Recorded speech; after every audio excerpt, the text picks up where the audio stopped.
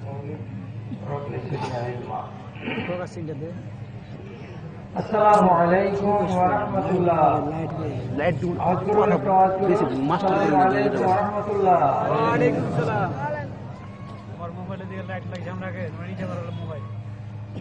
ইন্নাল হামদুলিল্লাহ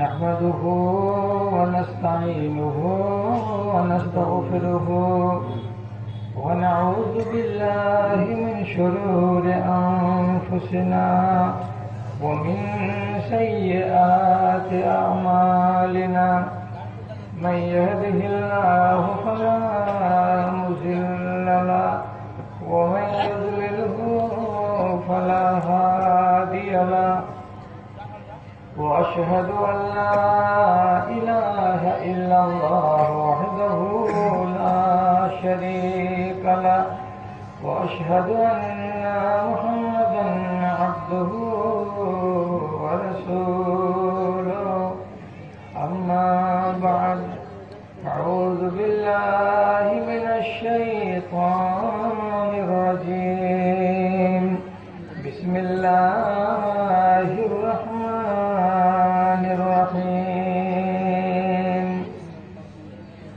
ومن أحسن قولا ممن دعا إلى الله ورسوله وعمل صالحا وقال إنني من المسلمين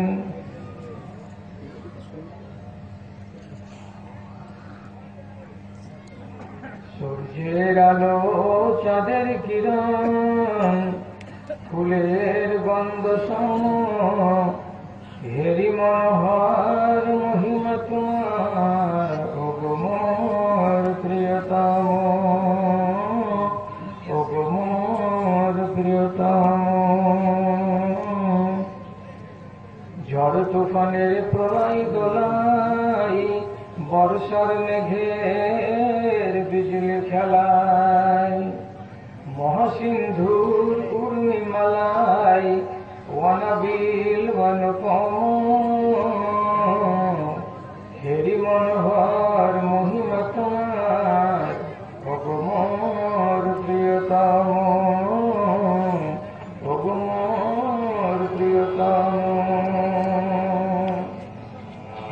পাষাণের গায়ে ঝরনা ধারায় পূর্ণিমা রাতে জোয়ার ভাটায় বনপ্রান্তরে শ্যাম সুষমায় তুমি ওয়ানাবিল অনুপম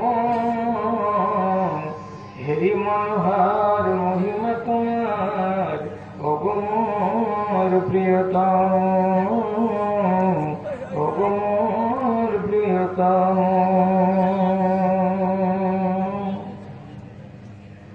মাননীয় সভাপতি সাহেব, সমবেত এই এলাকার বিভিন্ন গ্রাম থেকে পতঙ্গের মতো ছুটে আসা ইমানি জজবা নিয়ে বসে থাকা আমার ইসলাম দরদি ভাই বন্ধুরা এবং মজলিসের এক পাশে শান্তশিষ্টভাবে আদরের সাথে বসে থাকা অবলা সরলা স্নেহের মা এবং বোনেরা,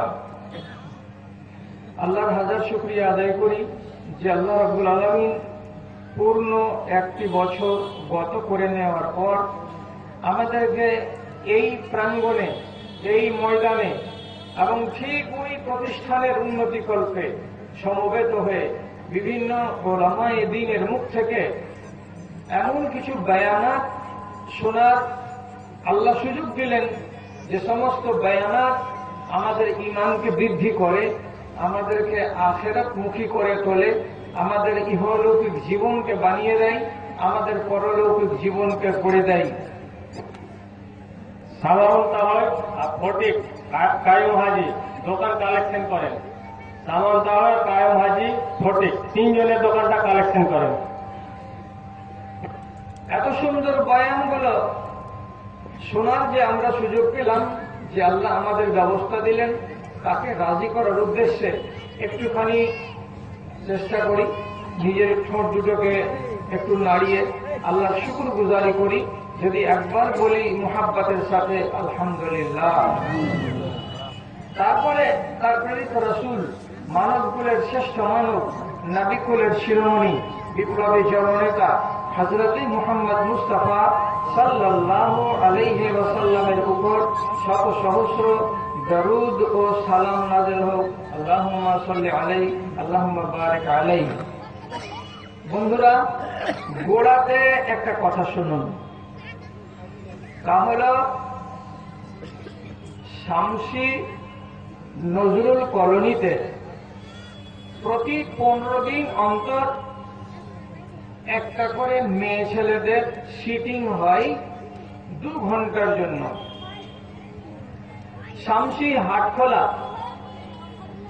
মুস্তফা সাহেবের বাড়িতে প্রতি মাসের শেষ তারিখে একদিন করে মেয়ে ছেলেদের অনুষ্ঠান হয়, যেখানে 200-250 মেয়ে ছেলে বসে বয়ান শুনে, দিনের কথা শুনে। চাঁদমণি গ্রামে প্রতি মাস অন্তর একটা করে মেয়ে ছেলেদের সভা অনুষ্ঠিত হয়। তারপরে বাঁধাকুড়ি গ্রামে প্রতি 1 মাস অন্তর একটা করে সভা অনুষ্ঠিত হয়।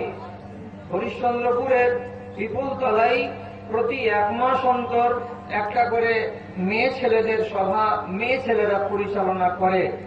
আমাদের বিশনপুর গ্রামে এরা ঠিক 1 মাস না হতে গেলেও কখনো 1 মাস, কখনো 1.5 মাস, কখনো 2 মাস পরে পরে এরা ছোটখাটো করে একটা করে সভা করে এবং মেয়েরা মেয়ে ছেলেদেরকে বুঝায় দিন সম্পর্কে। প্রশ্ন হল যে শুধু বিশনপুর থেকে নয়, যেখানে যেখানে এই ধরনের কাজগুলো মেয়ে ছেলেরা করছে সেখান থেকে প্রতিবাদ আসছে। কি প্রতিবাদ? আমার মতোই টুপি পাঞ্জাবি পরা কিছু আলেম বলছে যে এগুলো করা ঠিক নয়, এগুলো করা বিদআত। তোমরা তোমাদের বাড়ি বাড়িরাকে কেন সামলাচ্ছ না? যে এরা বেটা ছেলের কাজ করে বেড়াচ্ছে আর দিনের নামে বদ্দিন করে যাচ্ছে, এইসব অন্যায়গুলো তোমরা কেন রোধ করছো না? বলে ওই মেয়ে ছেলেগুলোকে কড়া কড়া ফতোয়া শুনিয়ে বিভ্রান্ত করে দিচ্ছে। আর বিভ্রান্ত করে দিচ্ছে কি করে? কিছু মৌলবীকে নেটে দেখতে পাওয়া যায়, ইউটিউবে যদি আপনি বড় মোবাইল রাখেন তো সেখানে যদি খুঁজেন তো খুঁজে পাওয়া যাবে যে পরিষ্কার ভাবে বলছে মেয়েদের মজলিস বসা, মেয়েদের মজলিস করা হারাম। তখন এই দেশের কিছু লোক মনে মনে ভাবছে যে এত বড় মৌলবী যার ওয়াজ ইউটিউবে পাওয়া যাচ্ছে, ও যখন হারাম বলছে, তখন আমাদের দেশের মৌলবী মৌলানারা কিছু কিছু লোক এরাও তখন হারাম বলছে। যার কারণে আমাদের দেশের মেয়ে ছেলেগুলো যারা এসব দিনের কাজে জড়িয়ে আছে তারা দ্বিধাগ্রস্ত হচ্ছে। এখন প্রশ্ন হল, এ কাজটা কি সত্যি মেয়ে ছেলেদের করা হারাম? দিনের কাজ মেয়ে ছেলেরা বসে মেয়েদেরকে দিতে পাবে কি পাবে না, এই ব্যাপারে যে আওয়াজটা কানে আসছে সেটা কি সত্য? এ বিষয়ে আপনাকে আজ কিছু কথা শিখাবো। আমি তো পারতপক্ষে চেষ্টা করি যে কোনো দিন আপনাদের এইখানে হোক, জামে মসজিদে হোক বা আর কোনো মজলিসে হোক, আপনি শুনেছেন যেটা কথা সেটা যেন আপনাকে শুনতে না হয়, আপনার জ্ঞান যেন বাড়ে, তার জন্য আমি আলাদা আলাদা কথা যেটা আপনি শুনেননি সেই কথাগুলো আপনাকে আমি শোনাবার চেষ্টা করি। কতখানি সফল হতে পারবো সেটা আল্লাহ জানেন। আজ আপনাকে 2-4টা কথা এই মর্মে বলতে গিয়ে প্রথমে বলছি, কথাটার দিকে একটু আল্লাহর হস্তে লক্ষ্য করুন, গল্প করিয়েন না নিজের মধ্যে। আল্লাহ রাব্বুল আলামিন মানুষকে তৈরি করার ব্যাপারে 4টা পদ্ধতি অবলম্বন করেছেন। 4টা পদ্ধতি দিয়ে 3টা পদ্ধতিকে জীবনের মতো বন্ধ করে দিয়েছেন, একটা পদ্ধতিকে চালু রেখেছেন। কি 4টা পদ্ধতি টোটাল? শর্ট করে বলছি, খুব তাড়াতাড়ি। হযরত আদম আলাইহিস সালাতু ওয়াস সালামকে তৈরি করেছিলেন পাক মাটি দিয়ে মাটিকে সেনে আবার পুতলা বানা করে আল্লাহ তাআলা নিজে বানিয়েছিলেন, নিজের হাত দিয়ে তাকে তৈরি করেছিলেন। গজ হাতে 60 গজ হাত লম্বা, 60 জিরান, এই লম্বা মানুষ আল্লাহ তাআলা তৈরি করলেন। এক হয়ে গেল। এরপর আল্লাহ রাব্বুল আলামিন আর কোন মানুষকে মাটি থেকে তৈরি করেন নাই। এটা পদ্ধতি জীবন আল্লাহ একবারই করলেন। তারপর এবার আল্লাহর কোরআন যেভাবে ইশারা দিচ্ছে এবং প্রিয় নবীর হাদিস যেটা পরিষ্কার আমাদেরকে বলে দিচ্ছে, সেই মূলে বলছি যে তার স্ত্রী হাওয়াকে আল্লাহ রাব্বুল আলামিন তৈরি করেছিলেন হযরত আদমের বাম পাশের বাঁকা পাঁজরের হাড়গুলোর সব নিচে, যেটা 23 নম্বর বাঁকা হাড়, সেই হাড় থেকে আল্লাহ তাআলা হযরত হাওয়া আলাইহিস সালামকে তৈরি করেছিলেন। তাহলে দেখতে পেলেন আদমের তৈরির কাহিনীটা আলাদা, তার স্ত্রী হাওয়াকে তৈরি করার পদ্ধতিটা আলাদা। এবার দুনিয়াতে এলো দুটোই মানুষ, যে দুটোকে আল্লাহ আসমানে তৈরি করলেন সেই দুটোকে জমিনে নামিয়ে দেওয়া হলো।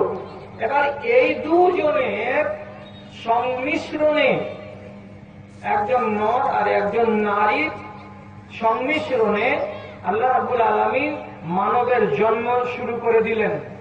মানবের জন্ম শুরু হতে গিয়ে আদমের ঔরসে হাওয়ার পেট থেকে একাধিক ক্রমে বাচ্চা পয়দা হলো। এই রীতিটাকে আল্লাহ রাব্বুল আলামিন আজ পর্যন্ত চালু রেখেছেন, এটাকে বন্ধ করেননি।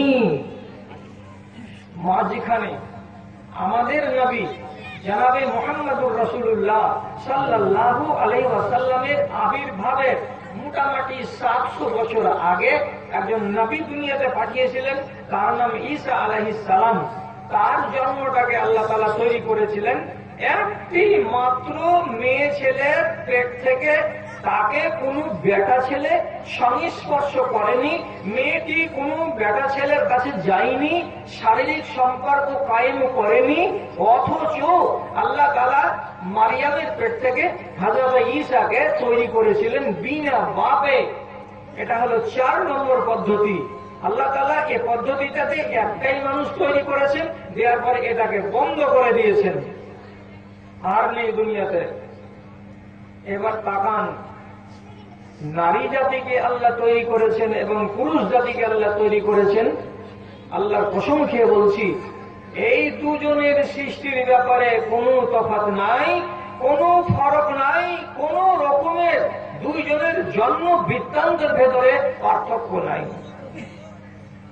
যেমন নারী যেমন মায়ের পেটে থাকে, নর তেমনি মায়ের পেটে থাকে। নারী যেমন জন্ম পায় বাপের ঔরস থেকে, নর তেমনি জন্ম পায় বাপের ঔরস থেকে। ছেলেরা যেমন মায়ের পেটে 10 মাস থাকে, 9 মাস থাকে, 8 মাস থাকে, তেমনি মেয়েরাও মায়ের পেটে 8 মাস থাকে, 9 মাস থাকে, 10 মাস থাকে। যেই পথে ছেলেরা ভূমিষ্ঠ হয় ওই পথে মেয়েরাই ভূমিষ্ঠ হয়। যেই মায়ের দুধ খেয়ে ছেলেরা বড় হয় ওই মায়ের দুধ পান করে মেয়েরা বড় হয়। কিচ্ছু তফাৎ নাই। জন্মের বৃত্তান্তের দিকে যদি তাকাবেন কোনো তফাৎ নাই। এইবার শুধু দেখুন কটা জিনিসে যে আল্লাহ রাব্বুল আলামিন স্পেশালি মেয়েদেরকে বেশ কয়টা আঙুলে যদি গুনেন বেশি করে তাহলে 10টা এক্সিড করবে না। এই 10টার মতো বিধানে আল্লাহ নারীদেরকে আলাদা করেছেন আর নরদেরকে আলাদা করেছেন। আমার বিধান আলাদা, ওদের বিধান আলাদা। এটা হলো শরীয়তের নিয়মে, শরীয়তের আইনে। এরপরে যদি খুঁজেন একটাও কোন নিয়মে না নারী আলাদা না নর আলাদা, আলাদা নয়। সে প্রসঙ্গে পরে যাচ্ছি, আপনি শুধু শিখে রাখেন। আর মেয়ে ছেলে পিলেকে বলছি এই এলাকার একটু কান লাগাও, কেন যে এর পরে যেগুলো জালসা হবে সেগুলো জালসাতে আমার টাইম হবে রাত 1টার দিকে, 1:30টার দিকে। তখন অতটা মজলিস ভালো থাকবে না, শোনার সুযোগ লাগবে না। এখনই যে কথাটি বলছি ভালো করে মাথাতে তুলে নাও। আল্লাহ এদের জন্য 10টি আইন আলাদা করে দিয়েছেন, আমাদের থেকে ওরা আলাদা। কি কি? ছোট ছোট করে শিখে রাখুন। কি কি?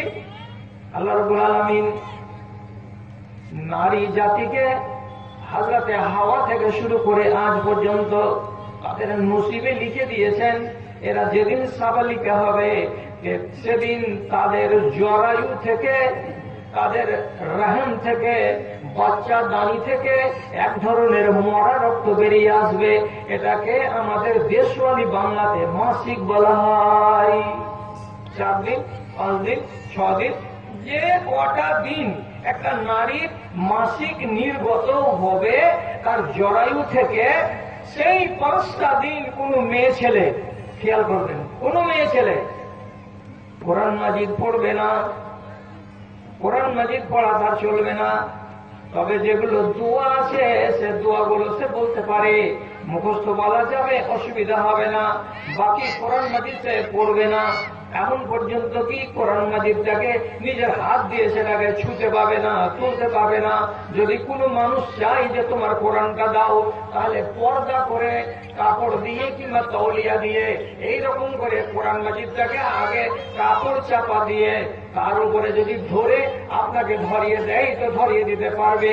বিনা কাপড়ে, বিনা কোনো পর্দাতে মেয়ে ছেলে মাসিকের হালাতে কোরআন মাজিদ ধরতে পাবে না, কোরআন মাজিদ ছুঁতে পাবে না। হয়ে গেল? পুরুষের মাসিকের সমস্যা নেই, কাজে এই বিধান তার জন্য নেই। একটা তো ওরা আলাদা হয়ে গেল। 2 নম্বর, আল্লাহ তাআলা প্রত্যেকটা নারীকে মা হওয়ার সুযোগ দান করেন। হাজারে লাখে একটা মেয়ে ছেলে আছে যার বাচ্চা হয় না। তো মেয়ে ছেলে যদি মা হয়, বাচ্চা ভূমিষ্ঠ করে, তাহলে বাচ্চা ভূমিষ্ঠ হওয়ার পর 10 দিন, 15 দিন, 20 দিন, এমন পর্যন্ত কি শরিয়াতের নিয়ম বেঁধে দেওয়া আছে, 40 দিন পর্যন্ত তার জরায়ু থেকে মরা রক্ত, ময়লা নির্গত হয়। সেটাকে বলা হয় আরবি ভাষায় নেফাস। নেফাস। যতদিন এই মরা রক্ত তার রেহেম থেকে নির্গত হবে ততদিন মেয়ে ছেলেটি নমাজ পড়বে না, রোজা রাখবে না, কোরআন তেলাওয়াত করবে না। যেমন মাসিক হতে গেলে নমাজ পড়বে না, রোজা রাখবে না, কোরআন তেলাওয়াত করবে না, তেমনি নেফাসের বেলাতেও তারা নমাজ পড়বে না, রোজা রাখবে না, কোরআন তেলাওয়াত করবে না। দুটো হয়ে গেল। এবার আর দুটা শিখেন। সেটা কি? আপনি বড় ধনীর ছেলে, আপনি টাকাওয়ালা লোক, যদি আমরা পলিস্টার পরিহিত করতে পারি, সুতি পরিহিত করতে পারি, অনেক লোক কি করে সার্জের কাপড় পরে, অনেক লোক কি করে পয়সাওয়ালারা উনের কাপড় তৈরি করে, জামা তৈরি করে তারা পরে। এর ভিতরে একগুলো কাপড় আছে, সেটা হলো রেশমের তৈরি করা কাপড়। রেশম, রেশম, রেশমের তৈরি করা জামা, রেশমের তৈরি করা পায়জামা, রেশমের তৈরি করা পাঞ্জাবি, রেশমের তৈরি শাল, যত রকমের লিবাস বাজারে পাওয়া যায় রেশম থেকে তৈরি হওয়া। এইটাতে নারীরা আলাদা, নরেরা আলাদা। আল্লাহ রাব্বুল আলামিন বলে দিয়েছেন, হে নারীরা, তোমাদের জন্য রেশমের কাপড় এবং সোনা এবং চাঁদি, এই 3টা জিনিসকে হালাল করা হয়েছে। আর হে পুরুষেরা, তোমাদের উপরে আল্লাহ রাব্বুল আলামিন সোনা, চাঁদি এবং রেশমের কাপড়কে হারাম করে দিয়েছেন। তোমরা বেটা ছেলেরা জীবনে কোনোদিন এই 3টা জিনিসকে ব্যবহারে আনবে না। আল্লাহ নবী বলছেন, হরমাত আলা যুকুরি উম্মতি, আমার উম্মতের যেগুলো বেটা ছেলে তাদের উপরে এগুলো হারাম করে দেওয়া হয়েছে, কিন্তু মেয়ে ছেলের উপরে হারাম নাই। সোনার আংটি পড়তে পারে, সোনার চেন পড়তে পারে, চাঁদির আংটি পড়তে পারে, চাঁদির চেন পড়তে পারে, রেশমের ব্লাউজ পড়তে পারে, রেশমের শাড়ি পড়তে পারে, একবার বাধা নাই। অথচ আপনি এবং আমরা রেশমের কাপড় ব্যবহার করতে পাবো না, আমরা সোনা আর চাঁদি ব্যবহার করতে পাবো না। আল্লাহ রাব্বুল আলামিন দুজনের বিধানকে আলাদা করে দিয়েছে। আলাদা, এখানে আলাদা হয়ে গেল, ও আলাদা, এ আলাদা। তারপরে চলে আর দুটা মশলা, এখানে ওরা আলাদা, এখানে আমরা আলাদা। যেমন বুঝে নেন কথাটাকে, ঠান্ডা মাথায় বুঝে নেন। মায়েরা গর্ভবতী হয়, মায়েরাকে বাচ্চাকে দুধ দিতে হয়। এবার রমজান মাস চলে এলো, রমজান মাস, এই মাসে 8 মাসের গায়ে ভারী কোন মেয়ে ও যদি না খেয়ে রমজান মাসের রোজা পালন করে, তাহলে হতে পারে তার পেটের বাচ্চা দুর্বল হবে, হতে পারে তার শরীর ক্ষীণ হবে। আর মায়ের শরীর যদি ক্ষীণ হয় তো বাচ্চা দুর্বল হবে। এই জন্য এবং দুগ্ধধাত্রী মা যদি রমজান মাসের রোজা রাখে আর 4 মাসের শিশু কেবল দুধ খেয়ে বেঁচে থাকে, তাহলে এইরকম শিশু দুধ পাবে না, মায়ের দুধে টান পড়বে, শরীর শুকিয়ে যাবে, রস শুকিয়ে যাবে, তখন বাচ্চাটার কষ্ট হবে, ওর গ্রোথ হবে না, বাচ্চাটা বাড়বে কম। তাহলে সেখানে দুটো ক্ষতি। এই জন্য আল্লাহর নবী বলছেন, তোমাদের মধ্যে যেই মেয়ে ছেলেগুলো হলো দুগ্ধধাত্রী, তোমাদের মধ্যে যেই মেয়ে ছেলেগুলো হলো গর্ভবতী, তোমাদের উপর থেকে আল্লাহ রাব্বুল আলামিন রমজান মাসের রোজাকে মাফ করে দিয়েছেন। রমজান মাসের রোজা তোমরা রাখবে না। বেটা ছেলে তোমাদের উপরে আল্লাহ তাআলা আধা নামাজ করে দিয়েছেন বিদেশে, আর তোমাদের উপরে বেটা ছেলে বিদেশে যদি থাকো তো রোজা মাফ, এবং মেয়ে ছেলেরা তোমাদের যদি গায়ে ভারী থাকে তাহলে রোজা মাফ, এবং তোমরা যদি দুধ দান করো নিজের বাচ্চাকে তাহলে তোমাদের জন্য রোজা মাফ। এবার এই মেয়ে ছেলেটি যখন তার বাচ্চাটা 1 বছর 1.5 বছরের হয়ে যাবে, যখন তার দুধ নির্ভর হবে না বাচ্চাটা, তখন মেয়ে ছেলেটি তার বাকি রোজাটাকে করে নেবে। ঠিক সেই রকমই যেই মেয়ে ছেলেটার পেটে বাচ্চা ছিল, বাচ্চা যখন ভূমিষ্ঠ হয়ে যাবে, আর ভূমিষ্ঠ হওয়ার পরে বাচ্চাটা যখন একটু বড় হবে, তখন মেয়েটি গত বাকি রমজানের রোজাটাকে আদায় করে নেবে। আল্লাহ রাব্বুল আলামিন মায়েদেরকে, মেয়েদেরকে, গর্ভবতীদেরকে আর দুগ্ধদানকারিণী মহিলাদেরকে এই ব্যাপারে ছাড় দিলেন। আপনার উপরে ছাড় নাই। বিদেশে গেলে তো সবারই ছাড়, ওটা আলাদা কথা। তাহলে আমি দেখতে পেলাম সাধারণ নিয়মের মধ্যে মেয়ে ছেলের জন্য এ দুটো আইন আল্লাহ তাআলা আলাদা করে দিলেন। এবার আর একটু এগিয়ে আসতে গিয়ে আমি বলি, হাদিসের ভেতরে আছে একটি মেয়ে ছেলে একদিন আল্লাহর নবীর সামনে হাত বাড়িয়েছেন, তার হাতে ছিল কোরআন মাজিদ এইরকম করে। আবু দাউদ শরীফে হাদিসটা আছে, রাসূল কোরআন মাজিদটাকে হাতে ধরার আগে উনি জিজ্ঞেস করছেন, আহাযিহি ইয়াদু রাজুলিন আও ইমরা, এই হাতখানা, যে হাতখানাতে কোরআন মাজিদ ধরে আছে, এই হাতখানা বেটা ছেলের হাত না বেটি ছেলের হাত? এই হাতটা কার গো? যে হাতে কোরআন মাজিদ আছে এই হাতটা কার? বেটা ছেলের না বেটি ছেলের? আমাকে জানাও। কেন তোমার দেহটা আড়ালে আছে, হাতটা বেরিয়ে আছে পর্দা থেকে, এভাবে যে বের করেছো হাতটা, তো তোমার হাতে কোরআন মাজিদ আছে, আমি এই হাতখানা সম্পর্কে জানতে চাই, এটা মেয়ে ছেলের হাত না এটা পুরুষ লোকের হাত? মেয়েটি বলছে, বালিয়াদু ইমরাতিন, না না না আল্লাহ পাকের রাসূল, আপনি এই হাতখানাকে বেটা ছেলের হাত মনে করবেন না, এটা একজন মেয়ে ছেলের হাত। আমি একজন মেয়ে ছেলে, আপনার থেকে এমনি করে হাত বাড়িয়েছি। আল্লাহ রাব্বুল আলামিন তখন ওই মেয়েটিকে বললেন, ও মেয়ে ছেলে, তোমার হাতটা যা দেখতে পাচ্ছি, বেটা ছেলের হাত যেমন সাদা মাটা হয়, বেটা ছেলের হাত যেমন কোন নকশা টকশা কিছু থাকে না, তেমনি তোমার হাত দেখছি একেবারে সাদা মাটা। আমি তোমার নবী বলছি, সারা দুনিয়ার নবী বলছি, তোমার হাতটাকে মেহেদি দিয়ে রঙিয়ে নাও, তোমার হাতটাকে মেহেদি দিয়ে রঙিয়ে নাও, যাতে করে বুঝতে পারা যায় এটা বেটা ছেলের হাত, যাতে করে বুঝতে পারা যায় এটা মেয়ে ছেলের হাত। মেয়ে ছেলের হাতে যদি মেহেদির রং থাকে তাহলে এটা প্রমাণ করবে এটা মেয়ে ছেলে। রাসূল ওর হাতখানাকে বদল করতে বললেন যে হাতে মেহেদি লাগিয়ে নাও, তাহলে জানা যাবে এটা মেয়ে ছেলের হাত, আর যদি মেহেদি না থাকে তাহলে জানা যাবে এটা কার হাত? বেটা ছেলের হাত। এর মানে হলো এই বেটা ছেলে মেহেদি লাগাতে পাবে না, বেটি ছেলে মেহেদি লাগাতে পাবে। বেটা ছেলের জন্য মেহেদি জায়েজ নয়, বেটি ছেলের জন্য মেহেদি জায়েজ। হয়ে গেল, হলো। এবার এইভাবে হিসেব নিকেশ করে দেখতে পেলাম যে 7 থেকে 8খানা জিনিসে ওরা আমাদের থেকে আলাদা আর আমরা ওদের থেকে আলাদা। তারপরে যখন এদিকে আসব তো কিছু কিছু জায়গাতে 1 চুল বরাবর, 4 সুত বরাবর, 5 সুত বরাবর দেখা যাবে যে একটু তফাৎ।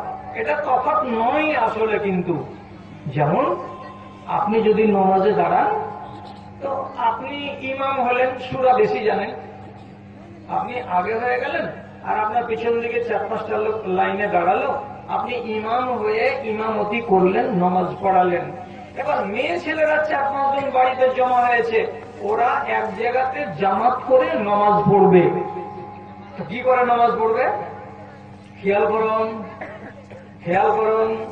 সামান্য সামান্য কথা আল্লাহ রাব্বুল আলামিন নবী বলছেন, ও মেয়ে ছেলেরা, তোমরা যদি কখনো ইমামতি করতে যাও তো বেটা ছেলেরা যখন ইমাম হয় তখন লাইন থেকে আলাদা স্বতন্ত্রভাবে একজন ইমাম আলাদা হয়ে দাঁড়ায়। ঠিক সেই রকমই বেটা ছেলেদের মতো তোমরা লাইন থেকে আলাদা এককভাবে একজন দাঁড়াবে না, তোমাকে ওই রকম ইমাম হওয়া চলবে না। বেটা ছেলেরা একাই দাঁড়িয়ে ইমাম হয়, কিন্তু বেটি ছেলেরা আলাদা লাইনে একাই দাঁড়িয়ে ইমাম হবে না, বরং তোমাদেরকে প্রথম নম্বর লাইনের মাঝখানে দাঁড়াতে হবে। তোমার ডানে এবং তোমার বামে লাগালাগি করে মেয়ে ছেলে দাঁড়িয়ে থাকবে। মেয়েদের ইমাম লাইনের মাঝখানে দাঁড়াবে আর ছেলেদের ইমাম লাইনের আগে একাই দাঁড়াবে। 2 ইমামের মাঝখানে হলো এইটুকাই তফাৎ।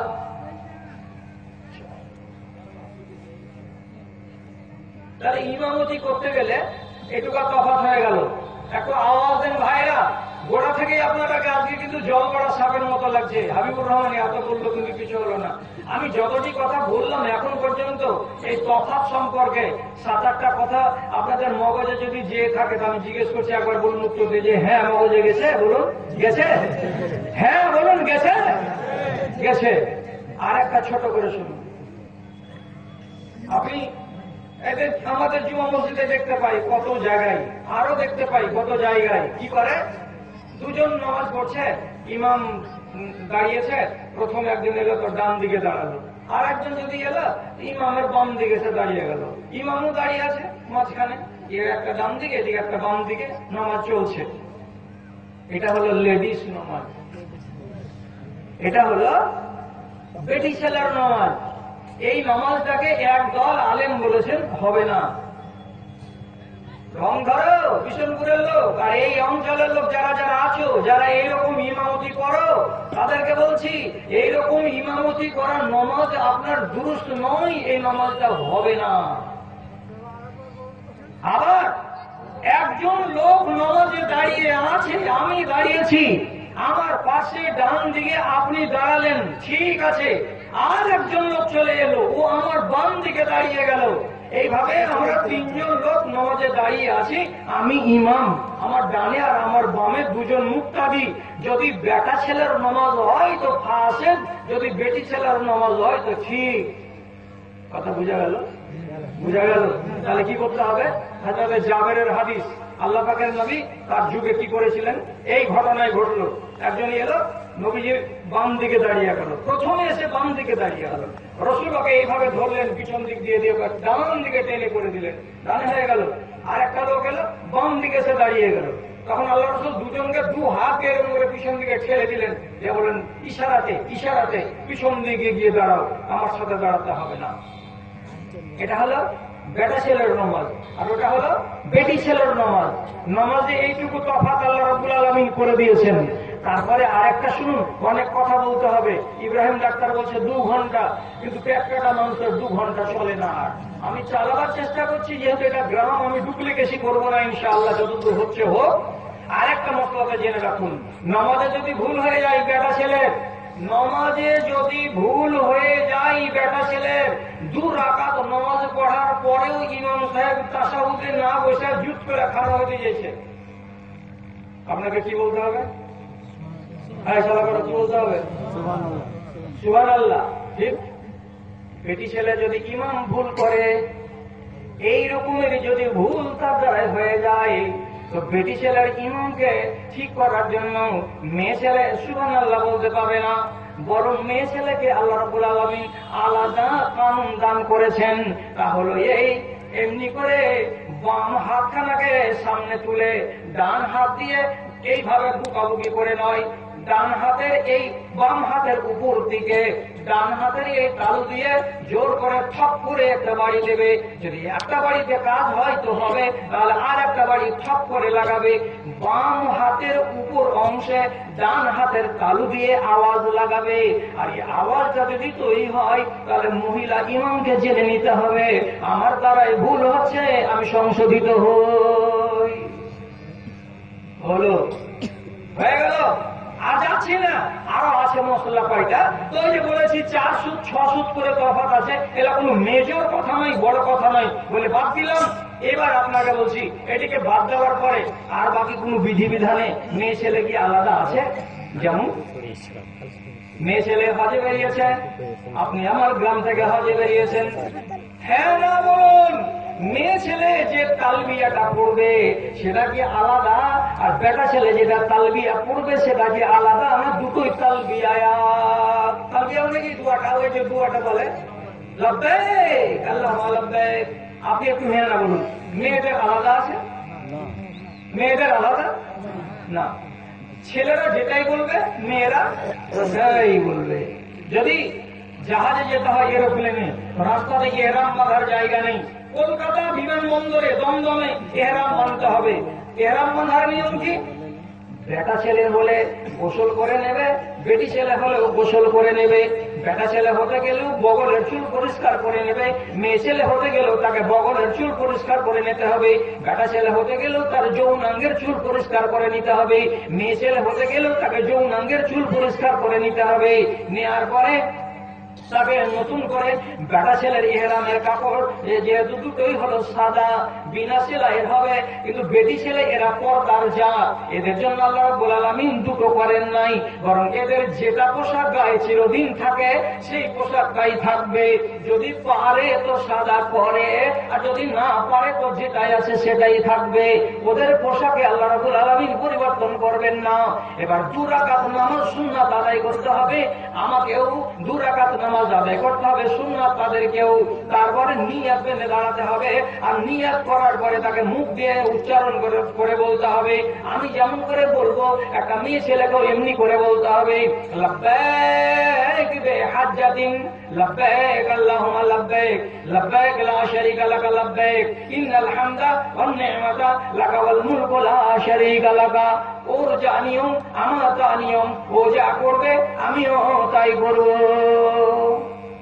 মেয়েদের হজ আলাদা নয়, তবে একটাই কারণ, যদি মাসিক হয়ে যায় তো মেয়েরা মসজিদে যাবে না, নামাজ পড়বে না।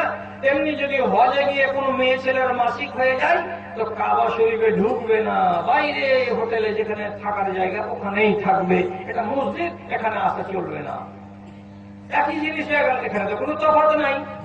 এইবার আপনি যাবেন মিনার ময়দানে, সেও যাবে মিনার ময়দানে, আপনি যাবেন আরাফাতে, সেও যাবে আরাফাতে, আপনি দেবেন কুরবানি, সেও দেবে কুরবানি। আপনি চুল কেটে হালাল হবেন, মেয়ে ছিল মাথার আগালের চুল 2 আঙুল কেটে ও হালাল হবে, ও সাফা মারওয়া দৌড়াবে, আপনি সাফা মারওয়া দৌড়াবেন। 7 চক্কর দিয়ে তওয়াফ করবে, আপনি 7 চক্কর দিয়ে তওয়াফ করবেন। মেয়ে ছেলে কোনো তফাৎ শেষ। চলুন তারপরে মেয়ে ছেলেকে যেমন যাকাত, বেটা ছেলেকে যেমন যাকাত লাগে, মেয়ে ছেলের কাছে যদি ধন থাকে তো যাকাত লাগে। কেমন যাকাত লাগে?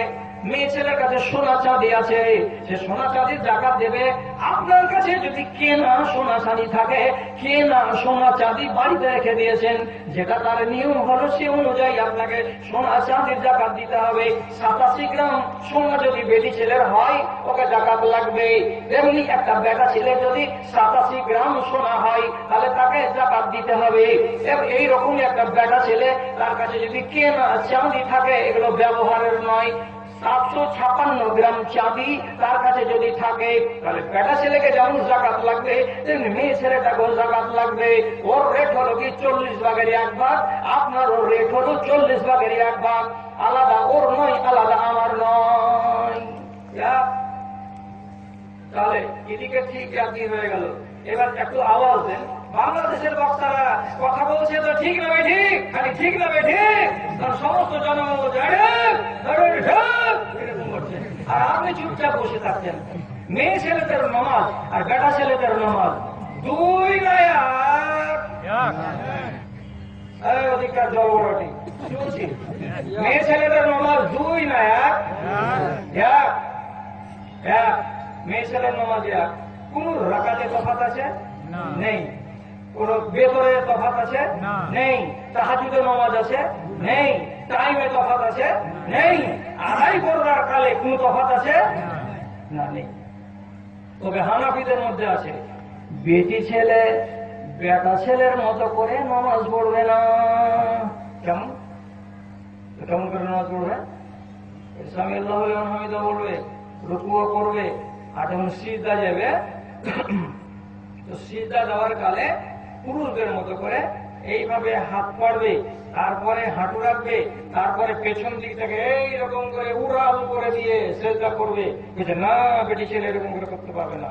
কি করতে হবে?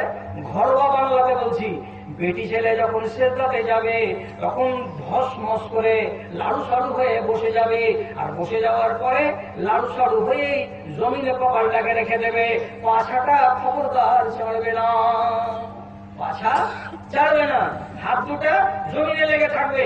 মনে হবে কি প্যারালাইসিসের ব্যারামি জড়সড় হয়ে পড়ে আসে।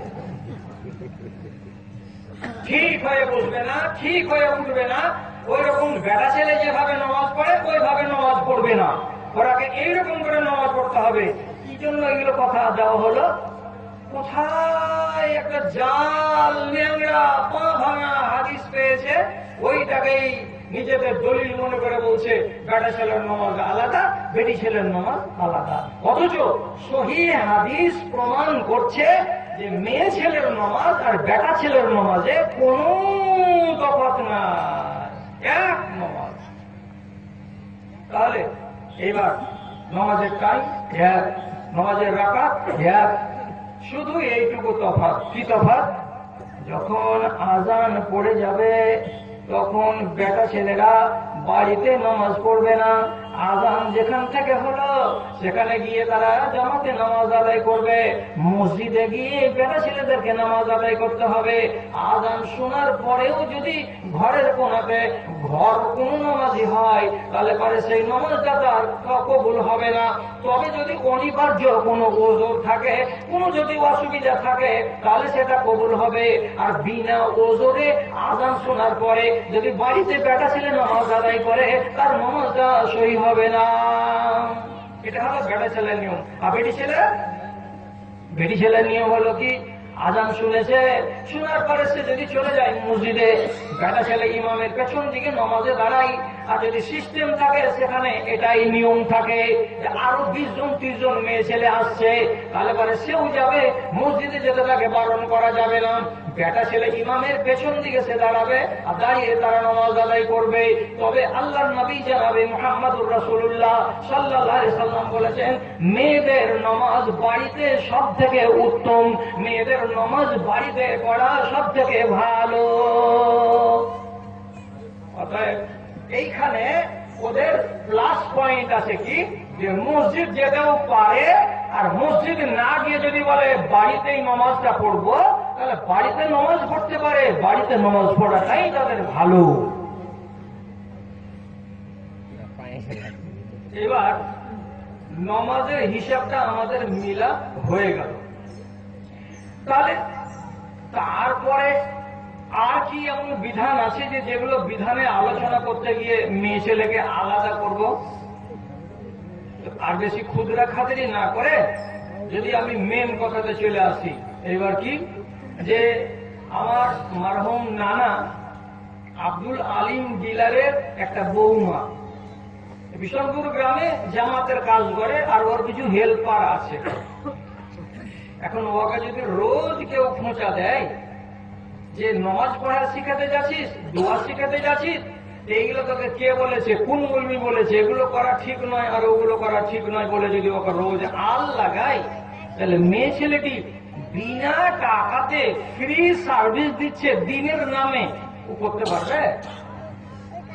এমন পর্যন্ত কি চাঁদমণি গ্রামের একটা মৌলবি সাহেব, আর যদি পেটে দুটা লাভ দেওয়া যায় তো অন্য জিনিস বের হবে, ইলিমের কিছুই বের হবে না।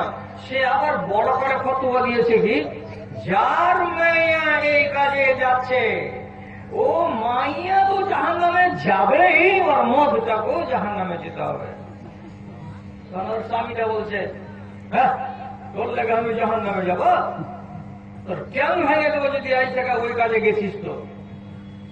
ওখান থেকে ফোন করছে আর চেয়েছে, বলিস হ্যাঁ কত বেটি ছেলেকে আমি দোয়া শিখাচ্ছি, কি শিখাচ্ছি না শিখাচ্ছি, আর এমনি করে আমাদের গ্রামের মৌলবি সাহেব ফতোয়া দিয়েছে যে আমি তো জাহান্নামে যাবই যাব, আমার স্বামীটাও জাহান্নামে যাবে। আমি বলছি থামবি না, চালিয়ে যা চালিয়ে যা। যখন দেখছে থামলো না, তখন আর একদিন ফতোয়া দিয়েছে কি, যে এরা রোজ অক্তিয়া মসজিদে জুমার দিন ফাঁকা পাচ্ছে, জুমার দিন তো জোহরের নামাজ নেই, সব বেটা ছেলেটি চলে গেল জুমার মসজিদে, এরা তখন ফাঁক পাচ্ছে ওয়াক্তিয়া মসজিদকে, তখন 30-40 জন বেটি ছেলে ওই ওয়াক্তিয়া মসজিদে গিয়ে তখন এরা কি করছে, দিনের আলোচনা করছে। তখন যে লোকটার গলিতে ওই মসজিদটা আছে, মক্তব ছোট মসজিদটা, ওই লোকটাকে ডেকে বলছে, তোর আল্লাহর নামে মসজিদে জায়গা দেওয়া, মসজিদ বানিয়ে দেওয়া সব বেকার হয়ে গেল, তুই জাহান্নামে কিনে নিলি। তোর জানতে তুই যখন জুমা পড়তে চলে যাচ্ছিস, তোর গলিতে তোর মসজিদে যাহা বিদাতের কাজ চলছে, তুই মসজিদ করেছিস বিদাত করার জন্য। কি বলি স্যার, এরকম এরকম ব্যাপার, অমুক অমুক এই কাজ করছে, আর যখন এরকম কাজ করেছে মৌলী সাহেব বলে দিল বিদাত, আর তেমনি তারপরে দিন ধর বলছে, আসমা খবরদার এই থেকে যেন তোকে আমি দেখতে পাই আমার মসজিদে, তোর লেখা আমি জাহান্নামে হতে পারবো না। কে করেছে? অমুক মাওলানাটা বলেছে। মাওলানা তো অনেক আছে, কোন বেলা মুরগি চড়া, কোন বেলা খাসি চড়া, কোন বেলা মানুষ চড়া, আর কোন গুলো এর ভেতরে আছে বনের জানোয়ার চড়া। তুই মাওলানা হতে গেলেই, পাগড়ি আর লাঠি পেতে গেলেই যদি সব কথা ওর জানা থাকবে আর সবই কথা ওর গ্রহণযোগ্য হবে, তাহলে তো গ্রামে শুধু ফাসাদ আর ফেতনা আর দাঙ্গা আর হাঙ্গামা ছাড়া তো কিছুই হতো না। আমি জোরের সাথে বলছি, যেগুলো শরীয়তে মাওলানার দরকার, এরকম মাওলানাগুলো মালদহ জেলাতে যদি থাকে তো মোট এখন পর্যন্ত 25টাই আছে, 26টা নেই, যাদের কাছ থেকে কিছু আশা করা যায়। আর তাছাড়া আপনি 27 নম্বর পাবেন না, 26 নম্বর পাবেন না, অথচ এর গরম থামতে পারবেন না। নিচের গ্রামের মিম্বারে উঠতে গেলে ওর মতো যাত্রা আর কেউ নাই, ও যা বুঝে দুনিয়ার কোন আলেম বুঝে না। এটা হলো রোগ আমাদের ভেতরে। নিজেকে মহান বলা কত যে কঠিন, নিজেকে মহান বলা কত যে কঠিন।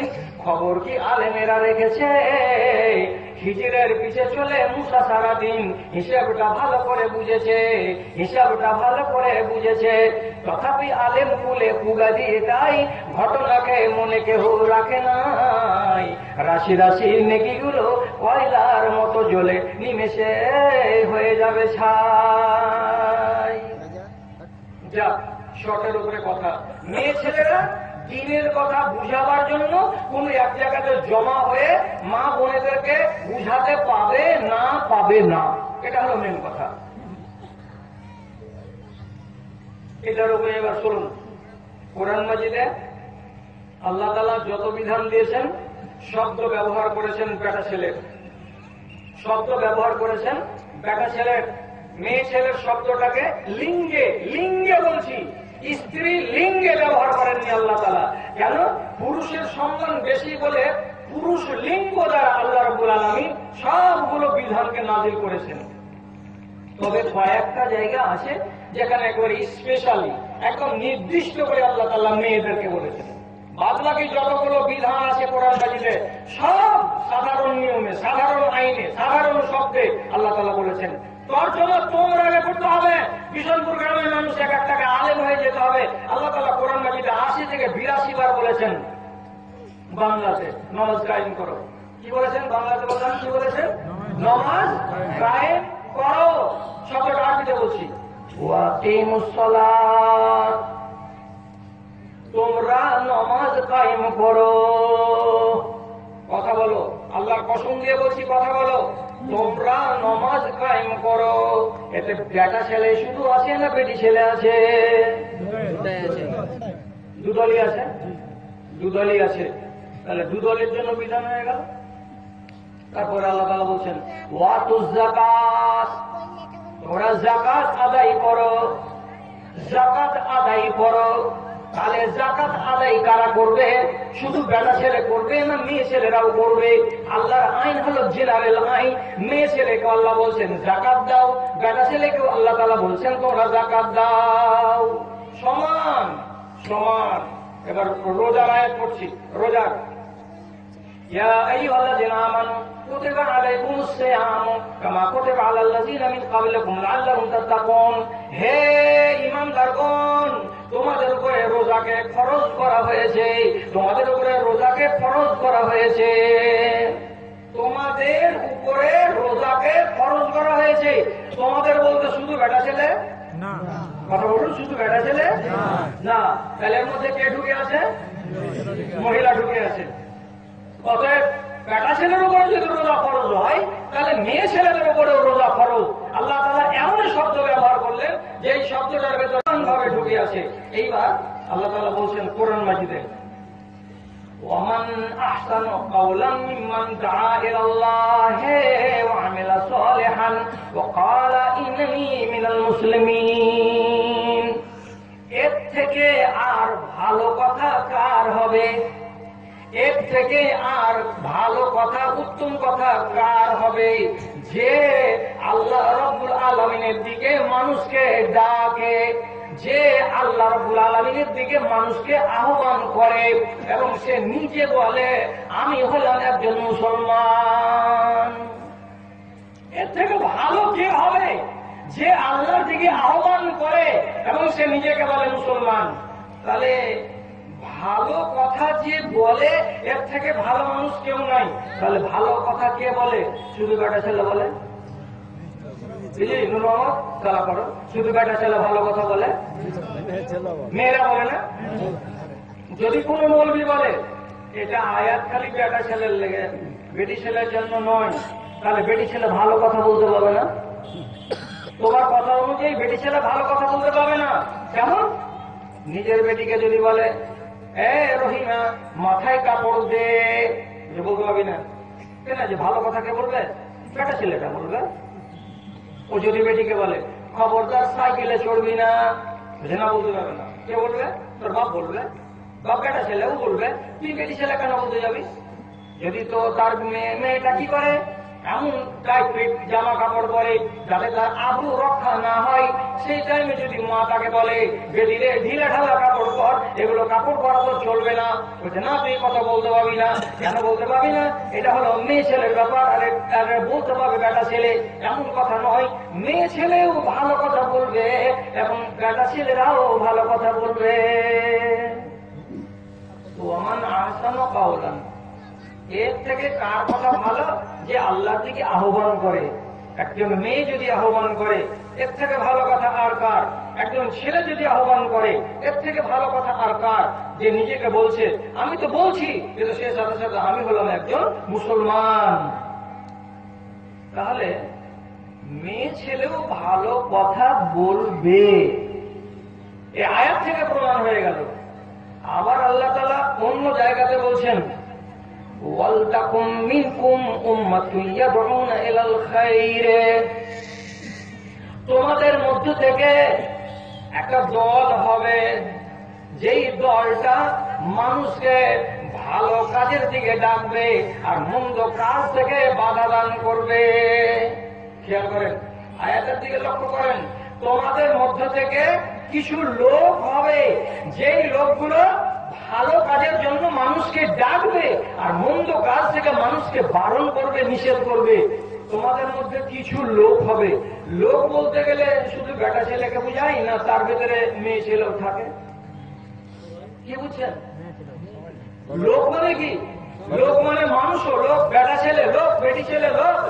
ওরাও যদি লোক হয় আর আমরাও যদি লোক হই, তো তাহলে আল্লাহ বলছেন তোমাদের মধ্যে থেকে একগুলো লোক হবে যারা এই নেক কাজে পা বাড়াবে। তো তাহলে ওরা যদি নেক কাজের দিকে পা বাড়ায়, তাহলে কোন মুলবির চুন খসে কেন যায় তার পান থেকে? এটার মানেটা কি?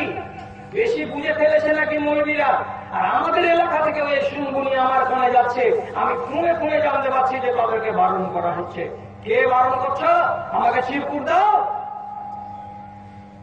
আরে সামনে কথা বলবে না, কোন তালিবে ইলমের দ্বারা হাত দিয়ে তুমি চিঠি আমার কাছে পাঠাও যে না এটা কাজ হারাম আছে, এটা কাজ চলবে না। আমি তোমার প্রশ্নটা দেখি যে হ্যাঁ ঠিকই একজন মৌলবী বলতে পেরেছে কথাটা। হরগি যেমন কথাটা কেউ যেন না বলে। আমি আপনাকে বলে দিচ্ছি, আল্লাহ তাআলা কোরআন মাজিদে বলছেন কি, আল মুমিনুনা ওয়াল মুমিনাত। মুমিনুন বেটা ছেলে, মুমিনাত বেটি ছেলে, দুজনকে পাশাপাশি আল্লাহ বলছেন। আরে উঠাউঠি করছো কেন? ওয়াজ হচ্ছে মেয়েদের, আর মেয়েদেরই কলসি ভর্তি হয়ে গেল, আর এরা উঠতে শুরু করলো। আর আগে বলছিল এরা যে ইব্রাহিম ডাক্তার 2 ঘন্টার কমে যেন মুলবি সাহেব না নামে। এত তাড়াতাড়ি কলসি ভরলো কেন? কথাটিকে শেষ করো, আরো কথা আছে, এখনো আরো 8 ঘন্টা কথা আমাকে বলতে হবে, তারপরে আমি 1.5 ঘন্টা পুরো করবো, তখন আমি ছেড়ে দেবো। 8 ঘন্টা মাপ দিয়ে দিলাম। আল্লাহ তাআলা কি বলছেন? একবার একই সঙ্গে একই আয়াতে এক জায়গাতে আল্লাহ তাআলা বলছেন ওয়াল মুমিনুনা ওয়াল মুমিনাত।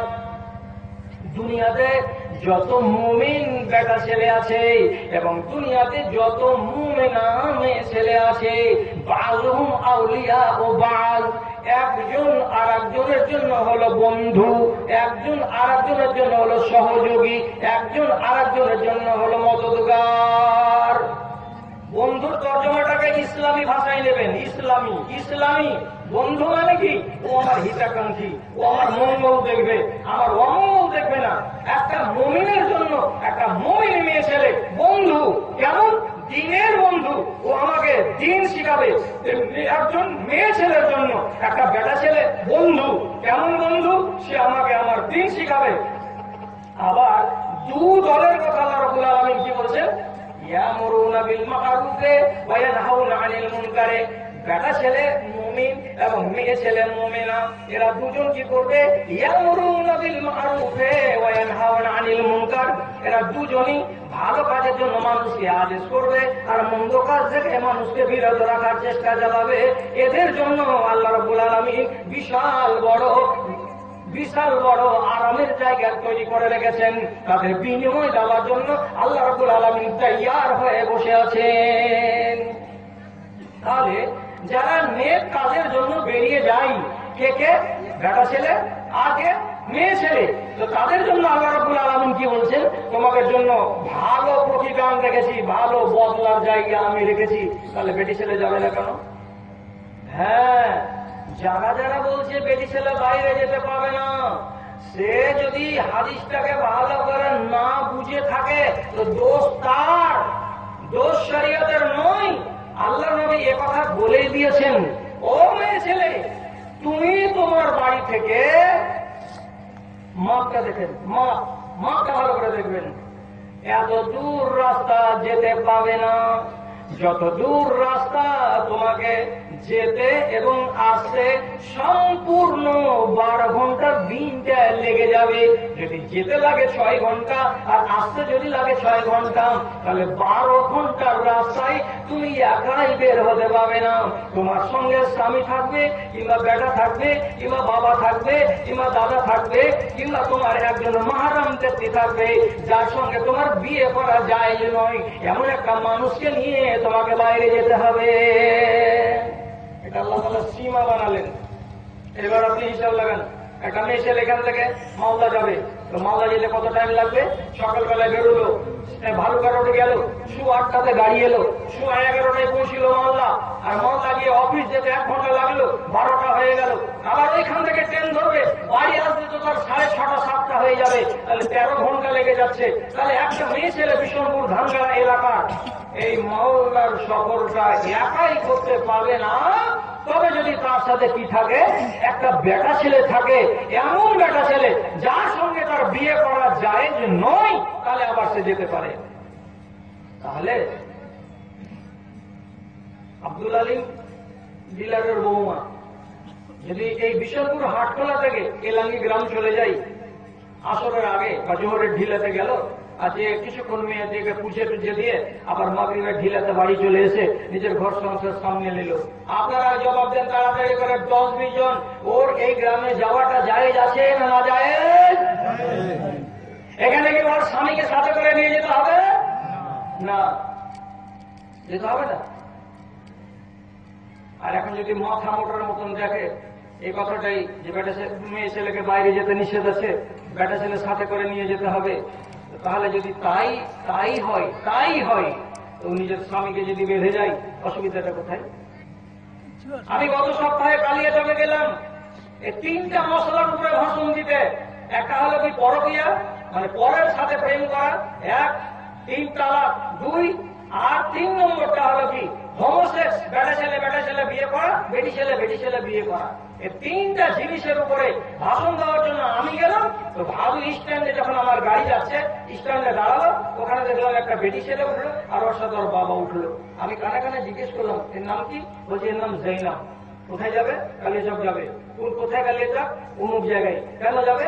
ও ভাষণ দেবে।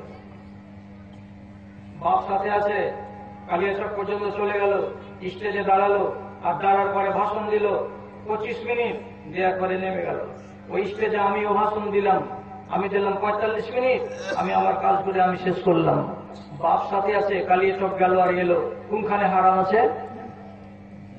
চলুন আরো কথা বলি।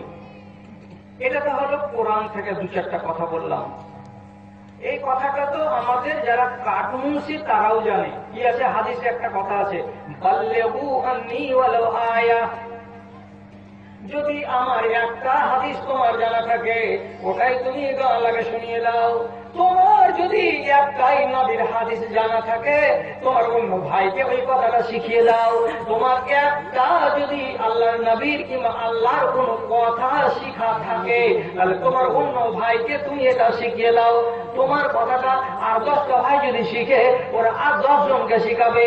তাহলে এইরকম করে দেশের লোক কথাটা সবাই শিখে যাবে। হাদিসটাতে কি বলা হলো?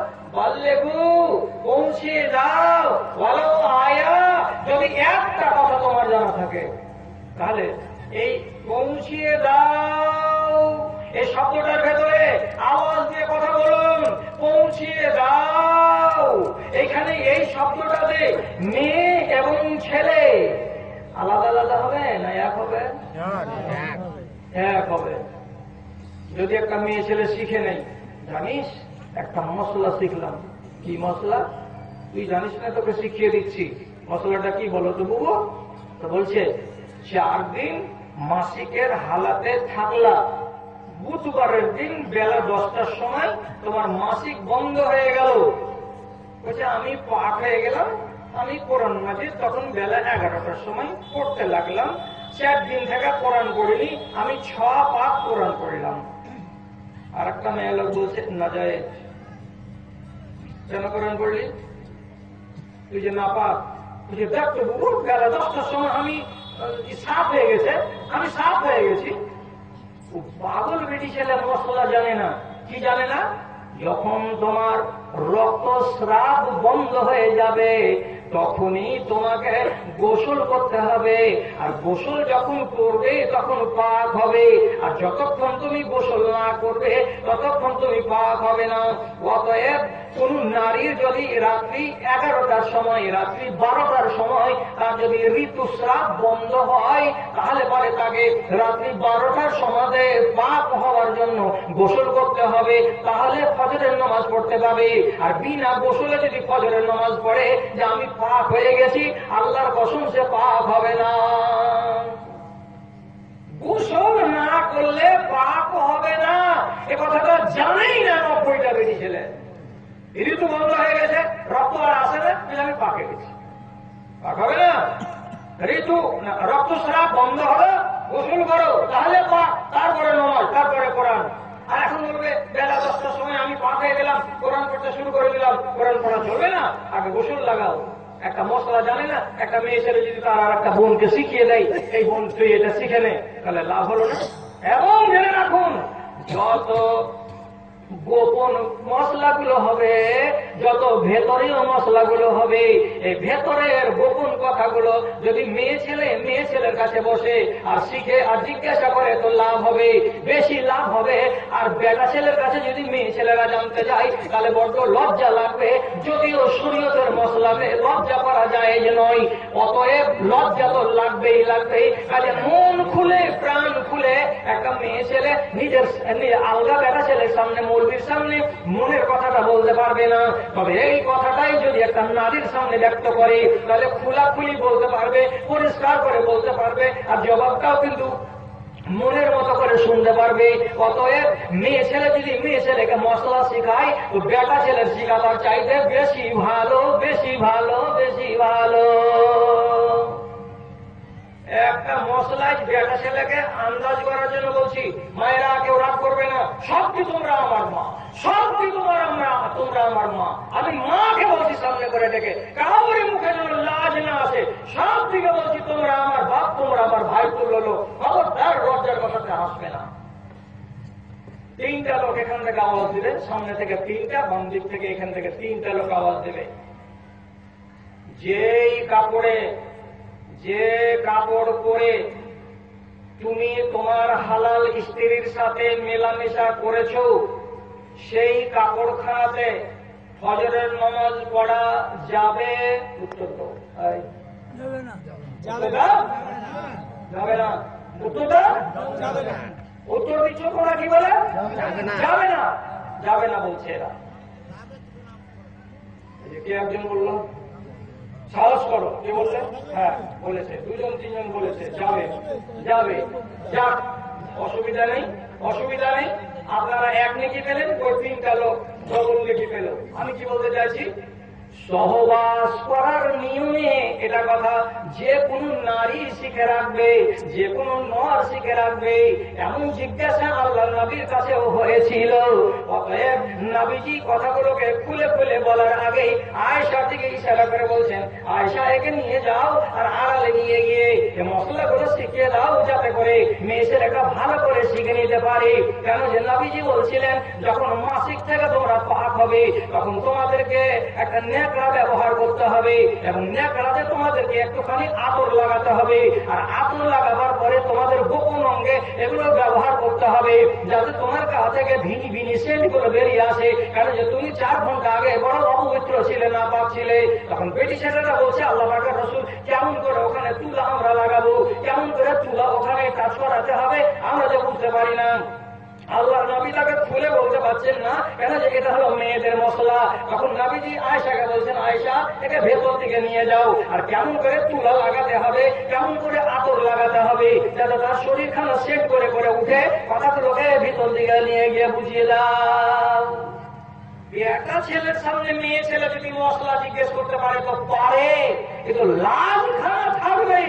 অতএব যদি কোন মেয়ে ছেলের কাছে মেয়ে ছেলে মশলা জানতে চায়, এটা সব থেকে ভালো কাজে ভীষণ বড় যেই বেটি ছেলেটা মশলা মশাইল করে রেখেছে, ভাঙ্গারার বেটি ছেলেকে গিয়ে বলুক, ভাঙ্গারার মেয়ে ছেলেটা যে মশলাগুলো করে রেখেছে, রংঘাটের মেয়ে ছেলেকে গিয়ে বলুক, তাদের এই কথাগুলো মেয়ে ছেলে বলা বলি করবে, এটা সবচাইতে উত্তম পন্থা। অতএব এটাকে ঘেন্না করলে চলবে না। কি বলেছিলেন, যে কাপড়ে সহবাস হলো সেই কাপড়ে নামাজ পড়া যাবে না। বন্ধুরে, কাপড়টাকে যদি বাঁচাতে পারা যায়, কাপড়টাকে যদি বাঁচাতে পারা যায়, তাহলে পরে সেই কাপড়ে নামাজ পড়া জায়েজ আছে।